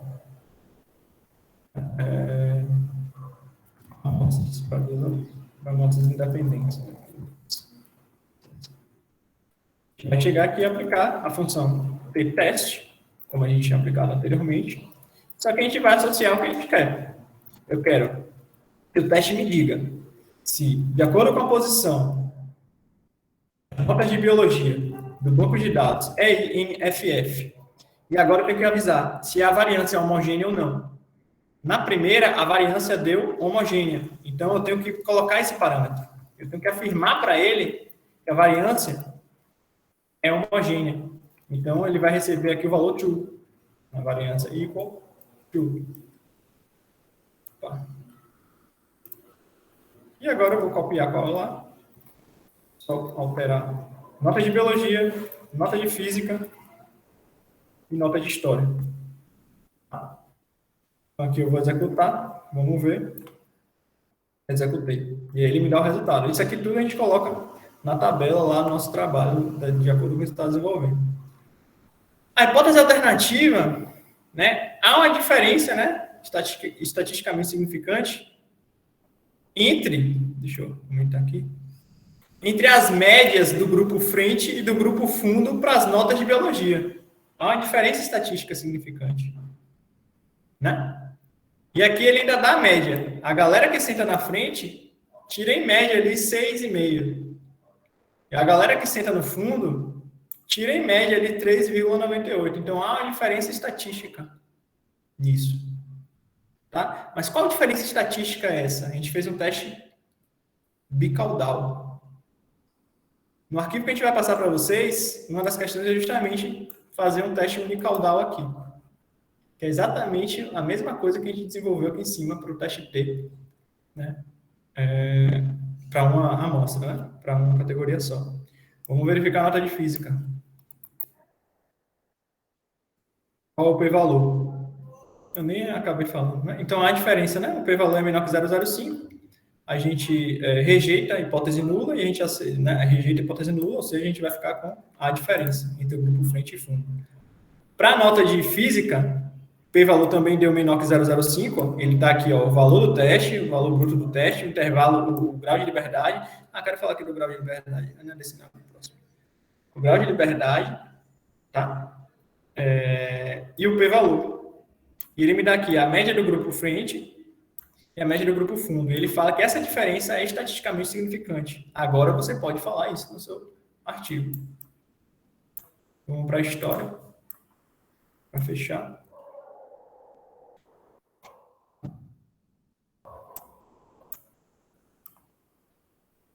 História. Ele me dá o valor do teste, grau de liberdade, p-valor. Tá?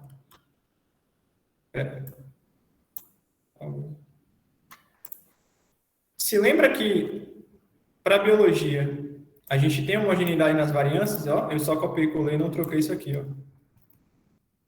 Para física e para história, não há homogeneidade nas variâncias. Por isso que eu estava estranhando aqui, porque o grau de liberdade ele estava igual para todo mundo. Então, ó, vamos executar de novo física. Olha o que aconteceu com o grau de liberdade de física. Ele diminuiu, estava em 30, né? Eu tinha colocado true para homogeneidade de variância, mas agora diminuiu para 17,683, um valor quebrado até. Isso possivelmente está associado, né, a uma correção que o próprio teste no R faz, né, por causa dessa falta de homogeneidade. Tá? De todo modo, né, é estatisticamente significante que há uma diferença entre as médias. Agora eu botei falso também, ó. O grau de liberdade alterou também, tá? É muito detalhe, né? Às vezes a gente acaba se passando, mas dá para perceber em alguns momentos. Agora o p-valor, olha o que aconteceu quando eu troquei o falso aqui. O p-valor deu maior que 0,05. Se deu maior que 0,05, a gente aceita a hipótese nula. Ou seja, não, a gente aceita a hipótese nula, né? Se a gente aceita a hipótese nula, não há diferença estatisticamente significante entre as notas do grupo frente e do grupo fundo. Certo?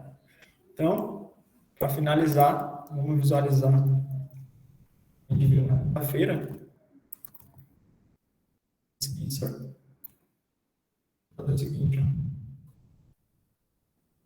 ENF.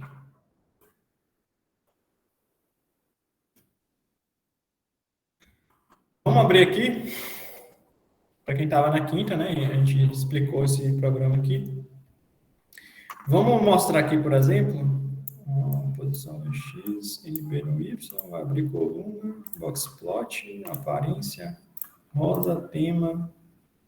Deixa eu botar aqui um Excel. Pronto. Perfeito.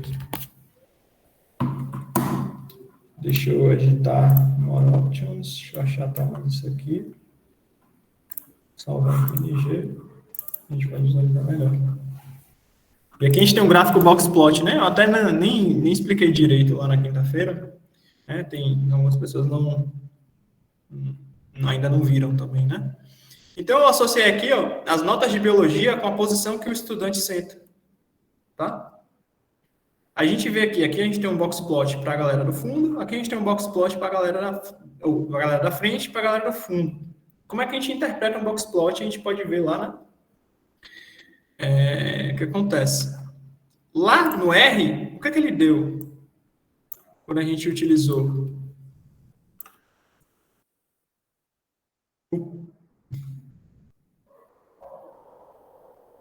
Aí não tá dando porque eu esqueci, tá? Beleza. Deixa eu ver se eu acho aqui. Nota de biologia, nota de história, nota de física. Pronto. Nota de biologia. P-valor deu muito menor que 0,05. Então, a gente rejeitou a hipótese nula, não posso falar hipótese aceita e hipótese alternativa. Se a gente rejeitou a hipótese nula, tem uma diferença, né, entre as médias. E a gente pode visualizar isso aqui, ó. No boxplot, né, há uma distância entre os boxplots, entre os valores. No boxplot, ó, a gente tem aqui o valor mínimo, na pontinha desse tracinho vertical. A gente tem aqui o primeiro quartil, o valor do primeiro quartil, na base da nossa caixinha. A gente tem aqui a mediana, que também é o segundo quartil, né? O terceiro quartil, que é essa base, né? Que é esse topo aqui do boxplot. E aqui na pontinha dessa linha vertical é o nosso máximo, o nosso valor máximo. Mesma coisa aqui para o fundo. Veja que a mediana das notas do grupo que senta na frente está acima de 6. E a mediana das notas do grupo que senta no fundo está abaixo de 4. Há uma distância, né? A gente tem aqui no grupo fundo um outlier, esses pontinhos que aparecem verticalmente, né? Simétricos à linha que passa no meio do boxplot, é um outlier, quando aparece assim, é um outlier superior. Então, tem uma pessoa que senta no grupo fundo que tirou ali uma nota maior que 8. Sempre tem, né, essa pessoa que senta ali no fundo, não fala nada, mas tira a nota boa. Então, eu só queria mostrar para vocês que como associar o teste, né, e visualizar no gráfico. É estatisticamente significante que há uma diferença entre as médias e as medianas. Tá? E a gente pode visualizar aqui. Só com o gráfico, você pode só botar o gráfico e falar que há uma diferença lá no seu trabalho, no seu artigo, você não pode fazer isso. Mas o gráfico ajuda a visualizar e o teste estatístico te permite concluir. Certo? Então, acho que a gente fica por aqui. Eu tentei selecionar algumas coisas mais, umas ferramentas, né, mais instrumentais mesmo. É claro que existe uma infinidade de funções, né, são infinidade de testes que a gente pode fazer de acordo com o seu banco de dados, de acordo com o seu conjunto de variáveis, né, e isso a gente tem que se debruçar mesmo na teoria estatística para tentar dominar, né. Mas a ideia é, aos poucos, a gente vai desenvolvendo, vai salvando os scripts. Teve uma pessoa que perguntou na quinta-feira como salvava esse script, como deixava salvo. Então, eu só venho aqui, ó, File, Save As. Então, ó, ok. Vou selecionar, deixa como tá. Selecionei, vou salvar o meu arquivo aqui. E FMSA. Vou botar aqui FMSA. Coloco o nome, salvei meu script lá na área de trabalho. Então, esse arquivo .r é o meu código salvo. E aí eu tenho uma pastazinha e coloco Levine.r, tem um script de teste de Levine. Shapiro.r, é o script do teste Shapiro. E aí a gente não precisa ficar decorando, né? Não tem necessidade. Nós não somos programadores nem nada, né? Nós somos, a maioria, pelo menos, docentes e discentes da área da saúde. Ok? Então é isso. Eu espero que de alguma forma tenha ajudado. Assistam a aula de novo. A gente vai enviar um arquivo, né, com gabarito e com questões para vocês treinarem. Acho que eu creio que seja isso mesmo. Muito obrigado pela presença e a gente se vê na próxima. Por favor, respondam o questionário de impacto, é muito importante para a gente oferecer outras sessões, né, mais específicas. Talvez trazer aí uma sessão de análise de série temporal no R, uma sessão de meta-análise no R, para a gente fazer um forest plot, né? Coisas mais específicas. Tá bom? Muito obrigado, galera.